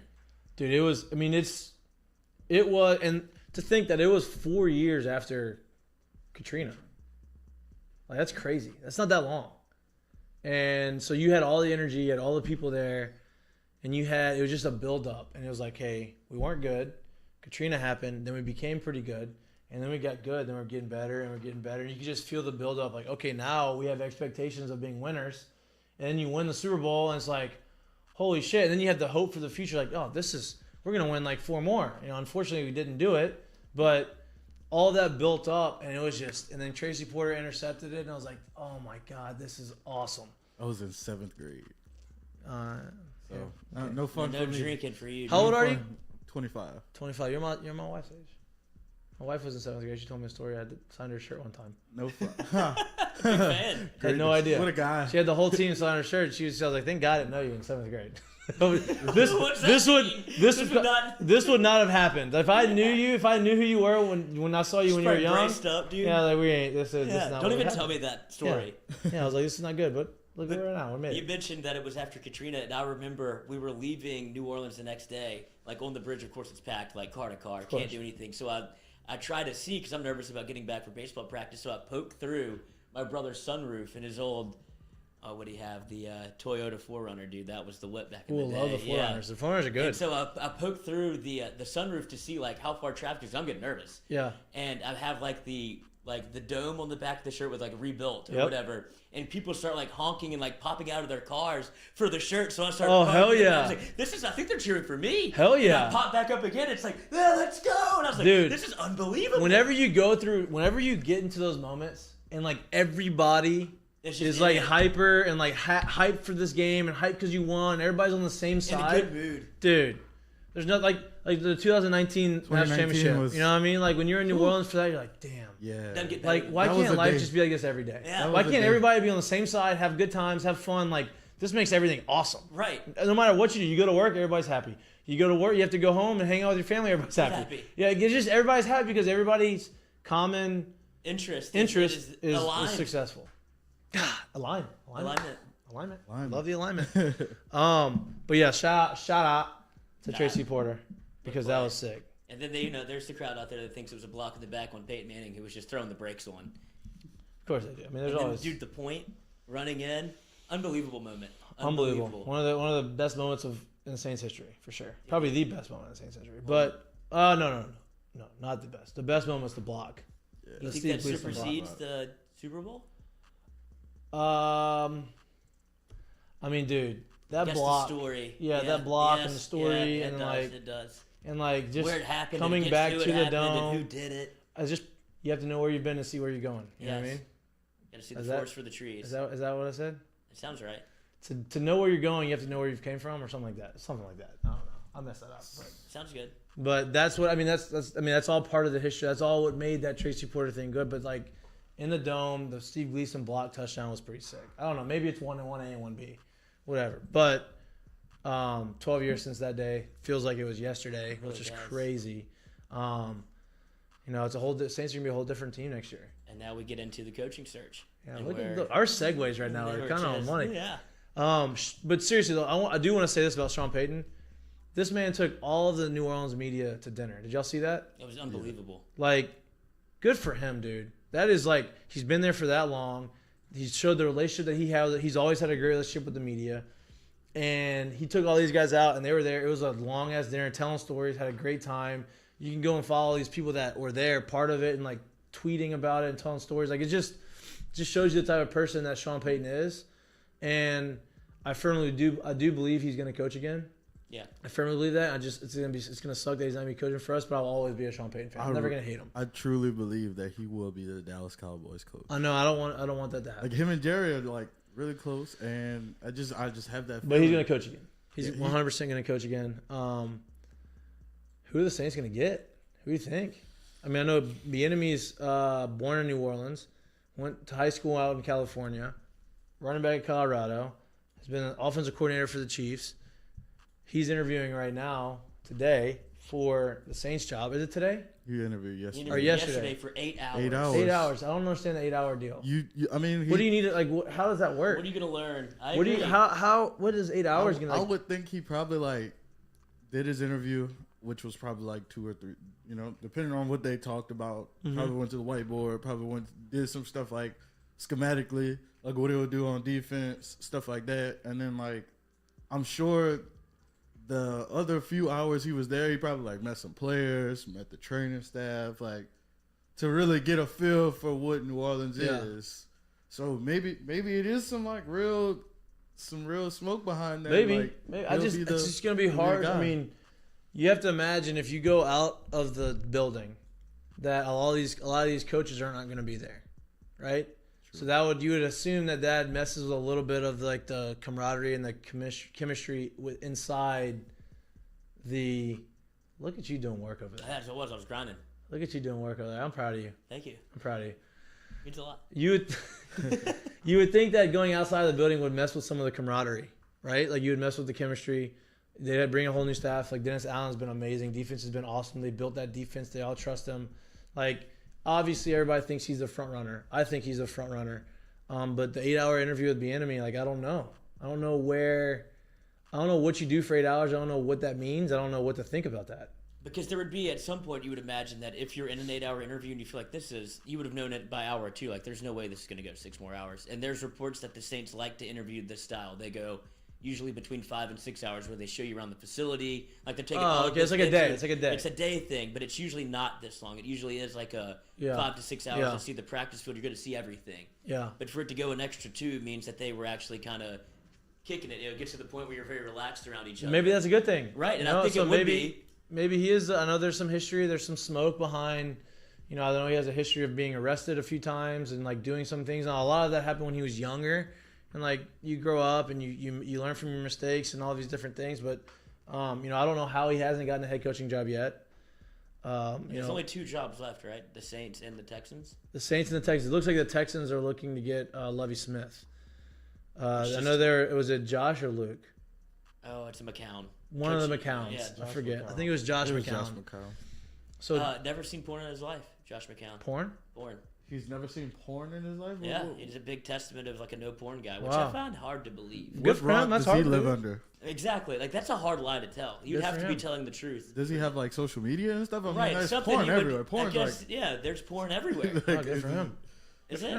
I mean, if a guy but I say good for him because that takes discipline. I guess if you just never do it, it never comes into your life. Yeah. I mean, and you're disciplined enough. He's got to have no moves. And you're disciplined enough. I mean, I guess that's how everybody learned how to have sex when they're younger. Yeah. You know, like film. Whatever. The tape. Yeah, film study. Film study. But that's how you stay for 8 hours. But good for him, man. I don't know how. I mean, you don't have to worry about speaking of film study, these things have 69 calories in them. And 0% alcohol. 0% alcohol, but 69 calories. Nice. Talk about film study. That's film study. Yep, that's fun. Now, the 0% alcohol may hurt the getting to the other point part of it because you don't have the liquid courage, but you know. I think there's a big placebo effect. I would imagine that if you gave people and didn't tell them it was 0%, it tastes just like a Heineken. I have a story about that. Yeah, I think that if you gave those out at a party and didn't tell them that it was 0%, or if you just poured it in a glass. Yeah, they start faking. They start faking their drunkenness. Is that what happened? Yep. I don't have a name. They don't have a name for it. Oh, do you have a story of that? Yeah. So this is not, it didn't directly happen to me, or I wasn't part of the story directly, but I got the story told me from a friend who was part of it. He said they had a buddy who they always suspected that would just act like he was way drunker than he was, so that he could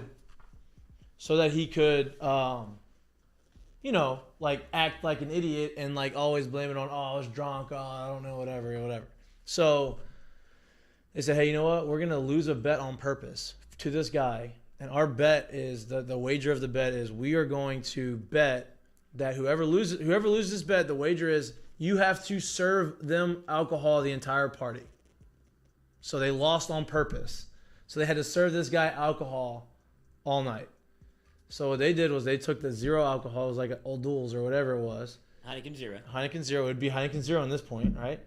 Poured out the other one, and they poured into the drink. So it still tastes like beer, no alcohol. 6 of them deep. This guy is slurring his words, acting like he's drunk, doing all this stuff. And so they let him go. The next morning, they wake up, and they started talking. Obviously, you tell your war stories from the night before, like, whatever. And they're like, yeah, I don't remember, like, hey, bro, you had zero alcohol last night. You don't realize you're not hungover? Zero alcohol. All the beer, no alcohol. So stop fucking lying to us. How could you do that? Like, how could you pretend like that's actually the case? I don't know. Placebo's a real deal, dude. I'll never do it. Yeah, placebo is real. And that's my thing, is they talk about all this, you can't like, placebo a hangover. No, that's not placebo. That's just faking. That's just straight up lying. That's just faking. Yeah, that's just I don't lying. trust this guy at all. He's a great actor. Yeah, but I don't know. I don't even know if that. I guess it would work. I don't know. What is the point of that? Like, how old? I think they were college. Yeah, too old for that. Yeah, way no too doubt. You could do it like No if doubt. if you're in high school and you're with like your older friends, you're like, oh, I'm drinking. Oh, The newest inductee into the Italian Hall of Fame in Baton Rouge, the Jordi Collada. Hi, Zach. He's That's here. him. Look at him. Look at him. Look at him. Look at him. There he is. Yep. No, There he curtain is. call. There he is. Great face on Mahtook. Yep. I got some nice color. He's gonna come and hang out with the boys. We just talked about faking being drunk. People, like, we're talking about the zero alcohol, and how do you fake being drunk? Like, why? What's the point? Yeah. Someone just, I just told them a story about a guy who, I would say young days of peer pressure, early days of high school. Yeah, but that's high school. But this happened in college. The story that's I told was bad. in college. Yeah, That's a big. It's a bad look. It's a bad look. I would think that I've probably done that, like, early in high school when you're hanging out with the older kids. That's exactly what I was saying. Like, yeah, but that's okay. I can accept party. that one. Yeah. When you get to college and everybody's over. drinking. Yeah. It's over. Yeah, it's over. Well, I mean, you get sniffed out pretty quick. Oh yeah, well that's what I was telling him. So this guy, my buddy was telling me a story. He said they suspected this guy was faking being drunk, right? He was always acting water like, in the vodka type trick. So they lost, and they lost the bet. They lost the bet intentionally, and said, "Hey, I have to serve you alcohol all night." And they would put the Heineken Zero in the cup and give it to him. 6 in, this guy's acting like he's drunk. No. Wait till the next morning, like, hey, bro, you had no alcohol in your system. It ain't happening. I don't remember a thing. Yeah. I don't know what you're talking about. Yeah. You have the stories, they're like, okay, you've lost all credibility. You're out the group. You're out. Wait, what do you mean For that last reason, night? you're out. Yeah. Exactly. You're gone. No, you're done. Gone. You're gone. You're not. I lost can't the trust. card. Can't trust you more. All right, pull the coaches back up. Take him out of the text group. Yeah. Hey, Yeah, you have been the removed group. from the text thread. You're out, Absolutely. bro. And then just block your number's blocked. All right, so Yeah. we're going through this, right? We're talking about the Saints. Yeah. How do you have 8 hours of an interview for one guy? One, and two, like, we think that it has to be. I mean, it's gonna be Allen, right? Like, that's the. I said the same thing this morning. I mean, if I was betting on it, which I know we're talking a lot about gambling on here, if I was to place a wager on it, I would say Dennis Allen. He's a favorite. I would. He would be the favorite. I think that the Bieniemy interview definitely is eyebrow raising in the sense of, golly, that's a lot of time. It's a long time. It's a long time. Bieniemy is also someone who has been on a lot of people's radar for a minute. I thought little smoke behind him. I thought the Flores interview was Courtesy. Rooney Rule. Get you past the Rooney Yep. Rule. Bieniemy would do the same thing. Yeah, but that's why, to me, Bieniemy's more serious. I thought that Flores. I mean, you check the box with Flores. You know what I mean? Like, you've gotten past. And he's checked a lot of boxes apparently in his mind. Right. I mean, Did I see Lovie Smith's name? Yeah, well, that's what we're getting to. So the Texans, looks like Lovie Smith's gonna be the guy. Yeah. He's their defense coordinator, and he's like the associate head coach is like his title. I mean, I guess since he's been there, I know players like him, but like there's no. I mean, you hired a guy last year for 1 year and you got rid of him.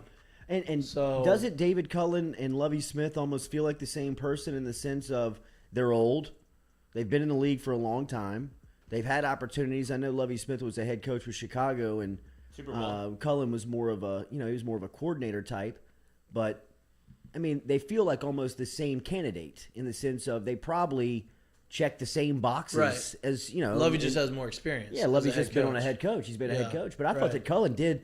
For the job that he was presented and then the job that he took on, I don't know how he could have done any better. Right. I really don't. I mean that thing was a dumpster fire from the day that he took over. Davis Mills. I said David. Yeah. Davis Mills. Oh, long neck. Davis Mills. They got a couple of young players. He progressed. They were in a bad. They had some wins. They played some tough games, but Davis Mills, the future at the end of the year, he was good. A quarterback, and then you'll have a high draft pick. Yeah, you know what I mean. And honestly, if Davis Mills is your guy, you can trade. Now you trade Deshaun. Now you have more draft capital. I think that the Houston job is as attractive as any job that's open because there's no expectation. Yeah, like there's the bar is set very low. There's no. I mean, it's been a dumpster fire. You can't get worse. Yeah, I mean, if you can just bring some organization, hit on a draft pick, and if the Mills kid can play, I mean, you might have 5-6 years of good football. But this is the second year in a row that they've done the McCown thing. They danced with him last year, and he didn't commit to the job. So they're very much all in on him being the head coach. So they keep getting 1-year guys. Almost. Yeah, but I wonder if they're doing that as a favor, not a favor to interview, but like to build his cachet up. Yeah, to where he can get a job later. Because was he was a quarterback there at one point or no? I mean, he bounced around everywhere. I know he's been. I don't know if he was in Houston, but Arizona for a little bit. There's somebody there that has a connection to him to keep giving him these interviews. I'm not saying he doesn't, but he's coaching high school football. You can't give him the NFL job. Golly, man, that would be you incredible. Can't give him an offensive coordinator job first. Like if you're going to give any former quarterback a job, give it to Byron Leftwich. He's earned the right to have a head coaching job. He took his name out of the Jacksonville job. They gave it to Doug Peterson. Trent Baalke was the reason why he wasn't. Yeah, he didn't want. He was like, if you're not going to get rid of him out, we're done. Yeah, I think that Leftwich deserves it. It feels like Bieniemy. I mean, Bieniemy, I don't know what the deal is, dude. Here's the deal. What scares me about Dennis Allen. If Sean Payton gets a job in the next 2 years, which I imagine he'll probably get back pretty quick if he comes back. Right. And especially this McCarthy things looks like it's not working out in Dallas. I mean, it can happen pretty quick. If he gets back into it, and the reason why you hire Allen, like the sole reason or the main reason you hire Allen, I think that Allen's deserving of another chance, but the reason why New Orleans would hire him, right, would be to keep all of the alignment in place, keep all the culture. Yep. Well, what if Peyton gets the Dallas job next year and he comes and he's going to hire Pete Carmichael as his OC, right? Right. He's probably going to hire Ryan Nielsen to be his defensive coordinator. Right. I mean, I guess he would start to really kind of cherry pick some of the quality culture, people that you were trying to keep aboard. So if they totally reset and go like, I love the Mike McDaniels hire. Like in Miami, a guy like that's off the radar, that has a lot of success. There's two of them. Who else was the other one? There was another one, the Vikings. O'Donnell. Kevin O'Connell. O'Connell. He wasn't getting talked about, and then all of a sudden he's the job. He leapfrogged Jim Harbaugh. Yeah, Harbaugh went.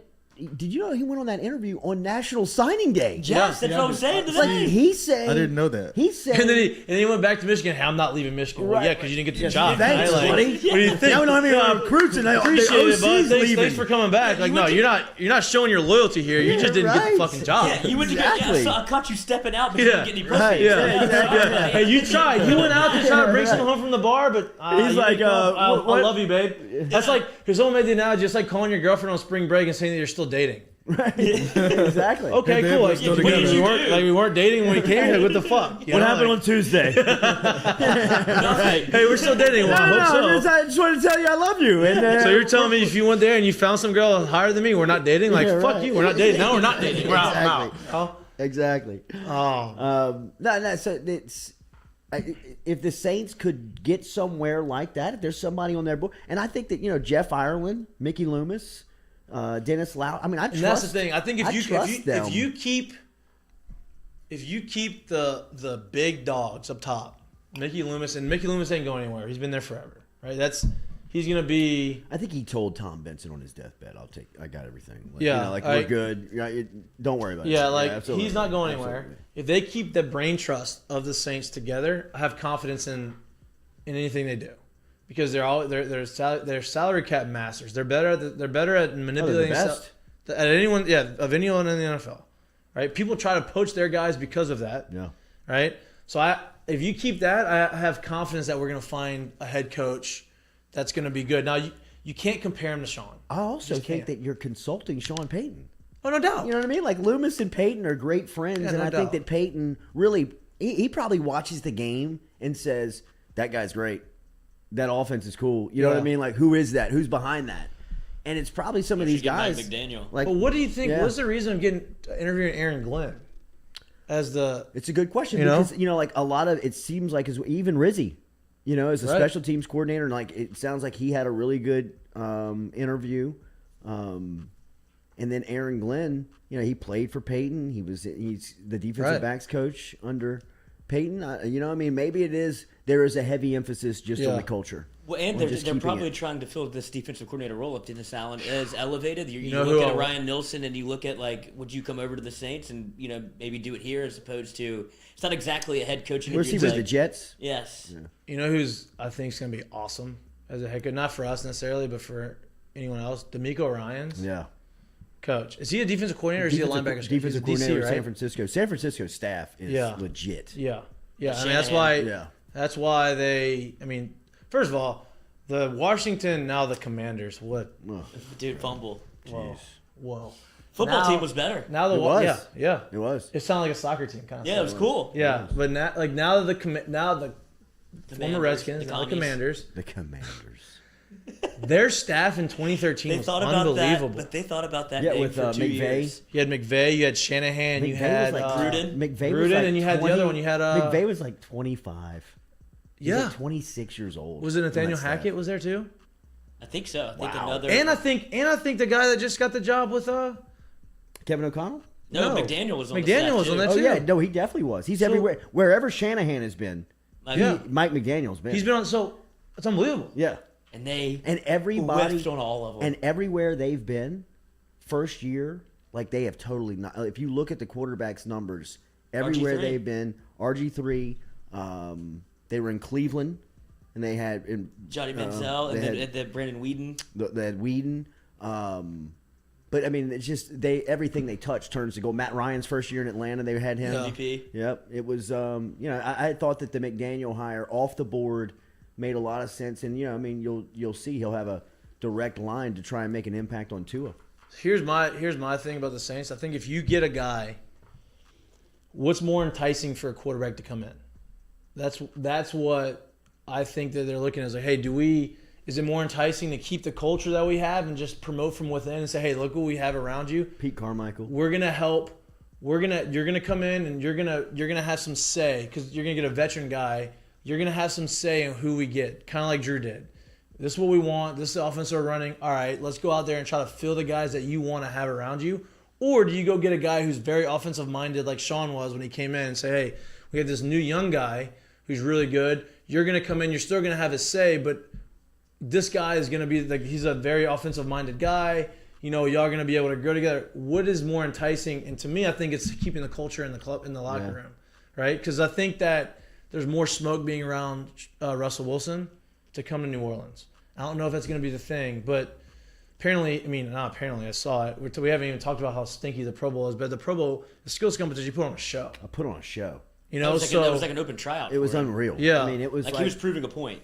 He was. So I think people are starting to think like, okay, the Saints defense is a Super Bowl defense. Right, and like they lost Sean Payton and they lost Drew, but they saw what can happen with how good that defense is. The Saints can still go 9-8 with bad quarterback play. Do you go out and you say, you know what, we're going to be able to figure out how to get this, and if you do, maybe having a guy come in house, maybe that's a more enticing. I don't know what's more enticing to these guys, but that's got to be a conversation that they're having behind closed doors. Like, hey, what are we going to be able to do to attract guys to come here? Well, it's a great job, first off. To me, it's a top 3 to 5 NFL job right now, currently as it's open, because the management, the ownership, she's great. The stability. She is an incredible owner. She allows them to do what they Absolutely. want to do. She trusts her. She trusts the people that are in place. Yeah. And then the people that are in place, whether it is Loomis, whether it's Jeff Ireland, whether it's Kai Forbat. Is it Kai? That's the kicker. No. Kai. There's look up the guy's name, Kai from the Saints. He's the one that he's the cap guy. He's the cap guy. They hired him for the cap. He is the one that is like in his office all day on the calculator, crunching the numbers, and he's really kind of the wizard behind the scene. Kai Harley. Kai Harley is the one that really kind of like manipulates the numbers. And then the roster, like you mentioned, I mean, the roster is they're Super Bowl ready, depending on what the stability is Jameis. You know, it sounds like Mike Thomas is fully checked in. You know what Alvin Kamara is. And you would have to assume that getting big time quarterback. Absolutely. Well, Alvin Kamara is in prison. Yeah, but he's in jail, all good. Not prison. It's all good. He out. bailed out the Swine. And then, here's my thing. And then some of the stories came out. Somebody grabbed his hair in the middle of a restaurant yesterday. Are you kidding? Here's the deal. These guys aren't. They're not mannequins. This was gonna happen in Vegas. Yeah. You go to Vegas. You have the Pro Bowl in Vegas. You go there. These guys are gonna go out there and party, have some good times, and these people are gonna go to Vegas who are also degenerates because they're in Vegas. They're partying all night and they're trying to do stuff. And they're gonna instigate because all these guys are gonna be out on the strip and they're gonna instigate. And this guy pulled him like, "Hey, bro, you touch my head, you pull me, I'm gonna try to beat the shit out of you. Don't touch me. You know I don't fucking know you. Don't do that." And like that guy probably deserved to get his ass beat. And the fact that he pressed charges shows me all I need to know about you. He waited. If you instigate it and then get your ass beat and you're embarrassed and now you're gonna try to get money out of it, get out of He it. got his ass beat Saturday. And waited until Sunday to press charges. Oh, Right. so it wasn't. Yeah, he beat him up Saturday. That happened before the game. Oh, okay. Also, well, Kamara goes to the game and balls out after. No, let's just get rid of the game, please. You think so? The skills competition. I No, think the you game can though. Bring them together for the weekend. Right. Celebrate your Not accomplishment. Las Vegas. They don't want to play in the game. No, I mean, if you're going to do the game, really kind of two-hand touch. if you're going to do the game, make it like a 7-on-7. The offensive linemen don't want to be in the trenches. Yeah. They're worn out. Well, it Just looks make like a 7-on-7. there is a business agreement in place that nobody's hitting. Yeah. You know what I mean? If that's the fact, then I'd like to see him play. I'd love to watch him play flag football. Yeah. Flag would be awesome. You know, like the like 7-on-7. But I mean, like I guess you can get hurt anywhere. But I mean, you would hate to get hurt in a flag football game because that would ramp up the intensity even flag. Yeah. Than, like, but listen, they train this way.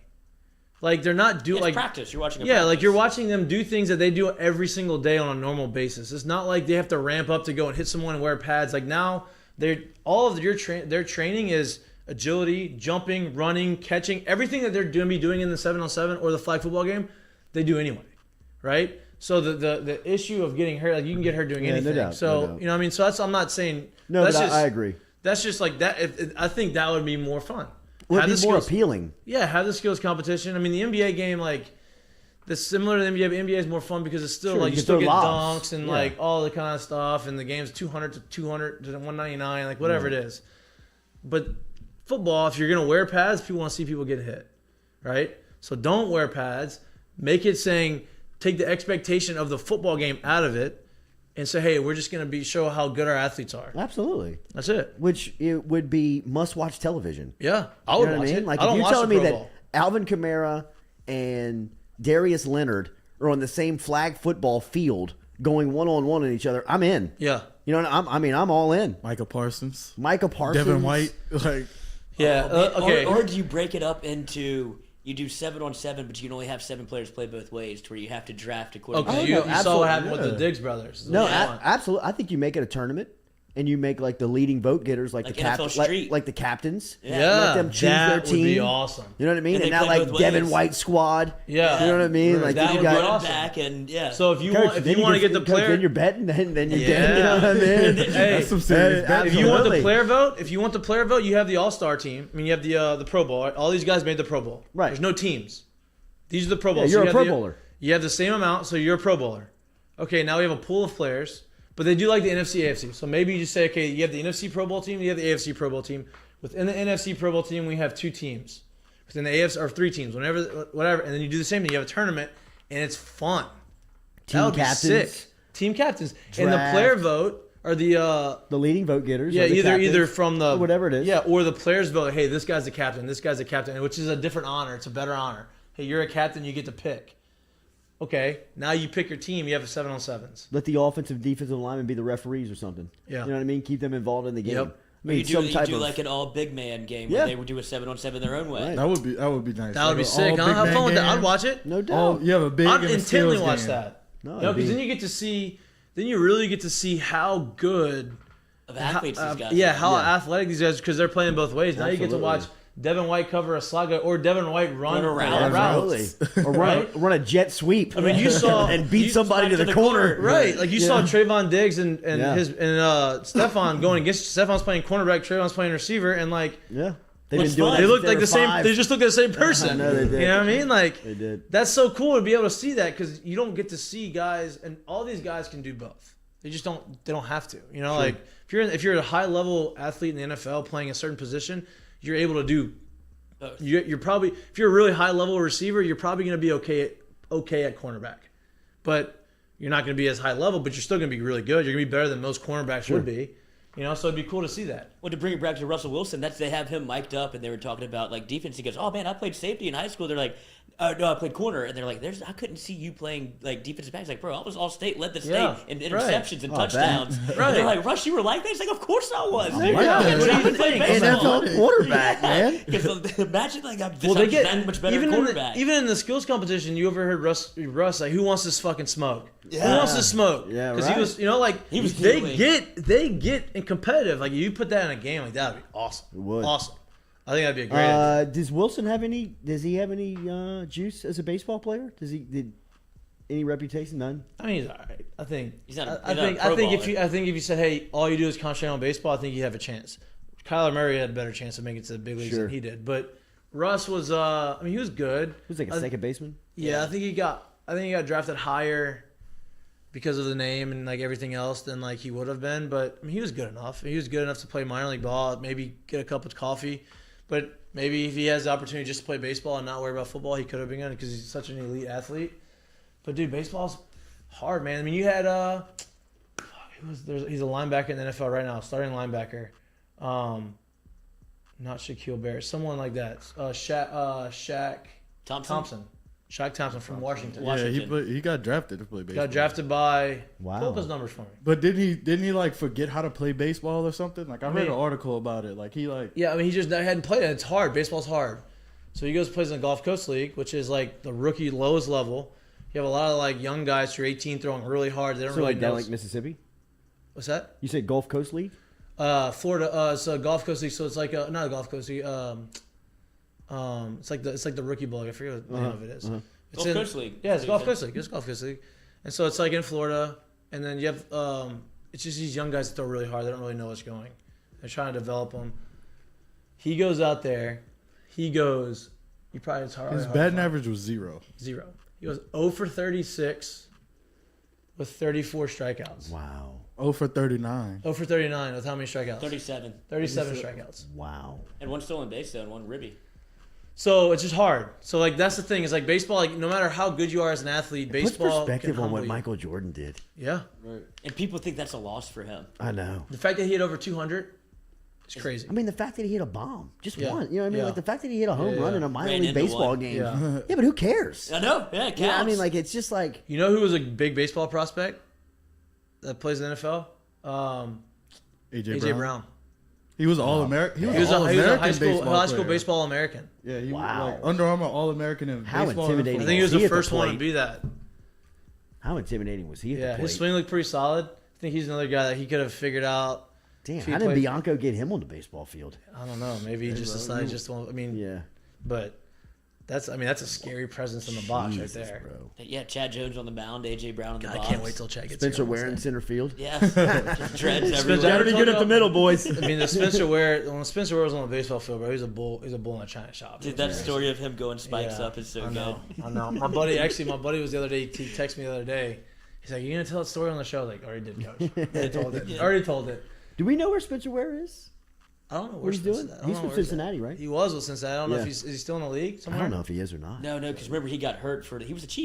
He was good though. He was yes, good. He was. He was probably one of my favorite players. I thought he was going to blow up in the pros. Dude, he could do it all. Yeah, he could sneaky. catch. He could throw. He threw a touchdown pass against Auburn to Ruben Randall, I believe, and that was the only way they could score that day. Yeah. Fake fake like run. Fake Hit him. Well, he played quarterback in high school. Yeah. Lefty. Was he a lefty? He was a lefty. But he tore his knee up in Kansas City and was never right after that because I kind of always kept tabs on him. Ran into him at Louis one night, late night. Good guy. Solid. Yeah. No, he's a great guy. We're all on the same He gets level. down. Yeah, for sure. Oh, he gets down. Yeah, he gets down. He had the up? dread. Down for the cause. You can smell the next day that he gets down. Yeah, to practice. Yeah, you can smell the next day that he was like, Right. I know you've been down. Yeah, I can Call smell me it. next time, bro. I can smell it. I can smell it. Why you call me? All right, we're going to take a 30-second break, and we're going to redo. We have curtain call. We have what's for lunch, and we have, I think that's it. Alvin Kamara update. I think we just Alvin did. Kamara, we did it up. We already did it. Just made- So we got about 18 minutes left. So we're going to take a little break. You're listening to Mik'd Up, brought to you by Sterling Automotive.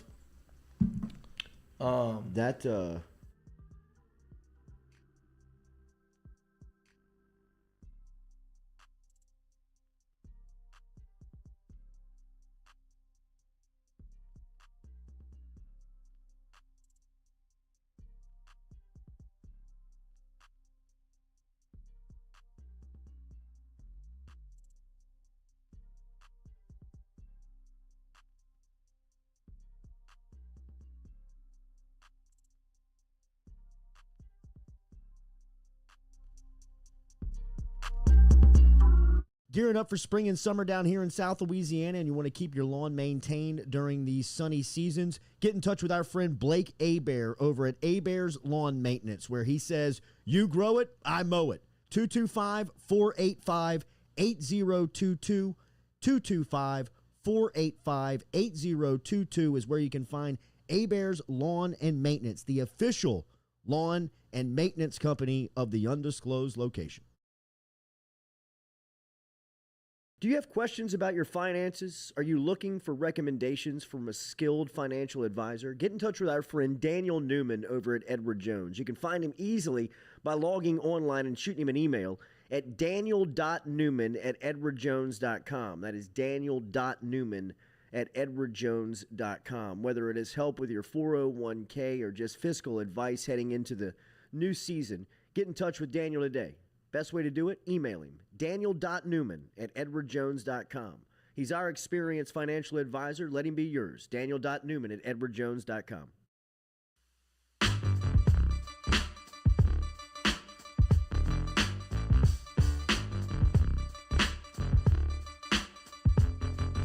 Welcome back to Mik'd Up. We're going to keep you here for about 10 more minutes and let you go on your merry way on Monday. Hopefully we made your day a little bit better, made your start of your week a little bit better. Hopefully our bets hit for you. Hopefully you use our bets. We've been in some talks with some gambling companies. We're going to get you some promo codes. We're going to get you some boost. Yeah. We're going to win you some money. Yeah. And then we're gonna start making some money, and we're all going to start making some money together, and we're going to have some fun. So to end it, we got 2 segments. Curtain call, which we're going to start getting some really cool graphics for here soon. Curtain call. What's your curtain call, Lloyd?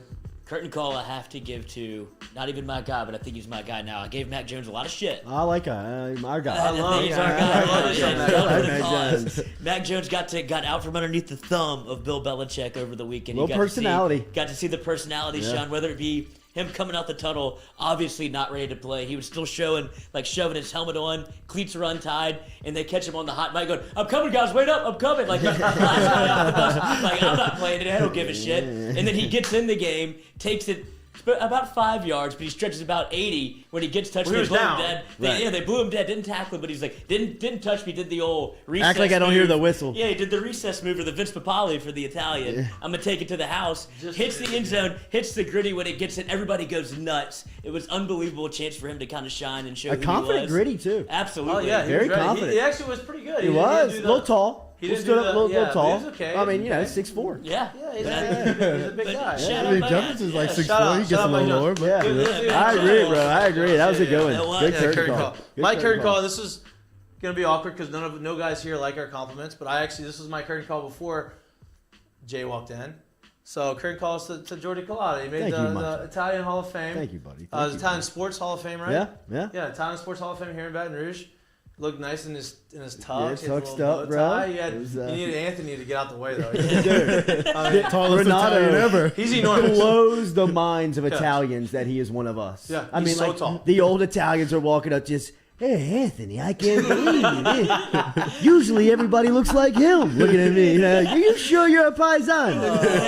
Yeah, I've been eating red sauce since I was 1. I'm from New Jersey. What do you want from me? Huh? Somebody's going to get some off the top shelf. I will say this, Mahtook. You and your show is buzzing, bro. We were that was in New Orleans. That was in New Orleans, that event. Where was it? Where in New Orleans Maneri was there. It was at the Riverside Hilton. Okay. On the Riverside. Maneri was there. He introduced Renato. The second time he's made an introduction for his Italian Hall of Famer, Paul Bertassini, former Rebel. Paul was there? Former Rebel Raider. Went in 2014, and nice. Maneri inducted him or presented him. But people that were, I kind of pitched FM in what in the award, absolutely. Brought up Mik'd up, absolutely. And somebody walked up to me afterwards and was like, "I gotta tell you, man, I didn't know if Mikey was gonna work from the media switch, going from athlete to media, but he has really pulled it off. Me and my wife watch all the time. Let's go, dude. Let's go. It's for everybody. Hey, look, we don't take compliments well, but here we are showering each other with love. Hey, that's it. You can't jack up your guys. You can't be the hype man for your guys. That's right. You jack them up. That's right. Don't want there's the baseball player for the Rangers, Roughneck Odor. He was doing a lot of jacking in there. He was getting hazed. Yeah. No, that's awesome. Yeah, we're trying. It was great news. We're trying. I think I'm glad people are starting to see what we're trying to do. We got a lot of stuff that we're trying to do that we're going to do. Yeah. Just take some time. We're only 7 shows in, but We're almost at 1,000 subscribers on Facebook. On YouTube. Not on Facebook. Yeah. We're not on Facebook. We're potting. We're potting now. We're potting. We got podcasts out there. Follow our podcast. When I'm on the road, whenever that is, if that ever is, it will be. Whenever I'm gone, we're gonna have a lot of these shows will be live. They'll still be on podcast. So podcast is a big thing. A lot of baseball guys, a lot of athletes, a lot of people do them. Road dogs. Absolutely. We're on the podcast. We got Twitter presence, which is fire. Jack, shout out to Jack. Hopefully he's still in the chat. He's not here, but we've got over 1,100 followers now. Wow. So we're growing, dude. And it's good. We got the last 3 interviews that we had have over 2,000 views. Yeah, the Besh and Howard stuff had everybody talking. Yeah. That's what everybody was talking about that down in New Orleans, just how cool that was. Yeah, and that's kind of the vibe that we're trying to go. Yeah. Like we're trying to make here conversations. We want to have. Hey. Why are you getting? Reset the cameras. We had a job. The Roughneck Odor gave me a shout. Trying to get you 1,000 subscribers on YouTube. I mean, we'll be good. We're on OnlyFans now. Forgot to mention one social media. But yeah, we have I think that's kind of what we want. We want this to be a conversation. Yeah. We don't want people to come in here and feel like they're getting grilled or interviewed. Like it's a conversation to hey, this is what my experience was. Let me hear about your experience, and then we just have some fun and enjoy it. So thank you for letting me do it. Absolutely, bro. And congratulations to your thank you, man. To your Thank award. you. And then to go, I'm starving, boys. What's for lunch? What's for lunch? Brought to you by Doe's. Are we double dipping? Another great segue. To double dip, right? So what's for lunch? Doe's Eat Place has the best hamburger in Baton Rouge. Bro, the tamales are off the chain. The tamales are fire there Yes. too. Steaks are great. I can't get to the. I love the steaks, but I can never did you finish get them tamales? there because I either end up eating a dozen tamales and I'll go either a ton of crackers and tamales, and then you get this big hunk of steak, bro, and you're like, I need a box. I gotta box that up, bro. I'm looking at steak and eggs in the morning for breakfast. Here's the question: though. How do you reheat the steak? I've learned this. Go skillet. Okay, so you go skillet. That's great. Yeah. Some people put in the microwave. That's not the way. No chance. I go in the oven. chance. I go oven, skillet. So Okay. I put the oven. Patient. Yeah. I let the oven heat. I put it in there. I just let it sit there for about. You can put it in foil, but I don't like the. You don't want to lose the color. Yeah, I don't want to lose the taste. The When you skillet put will lose the color.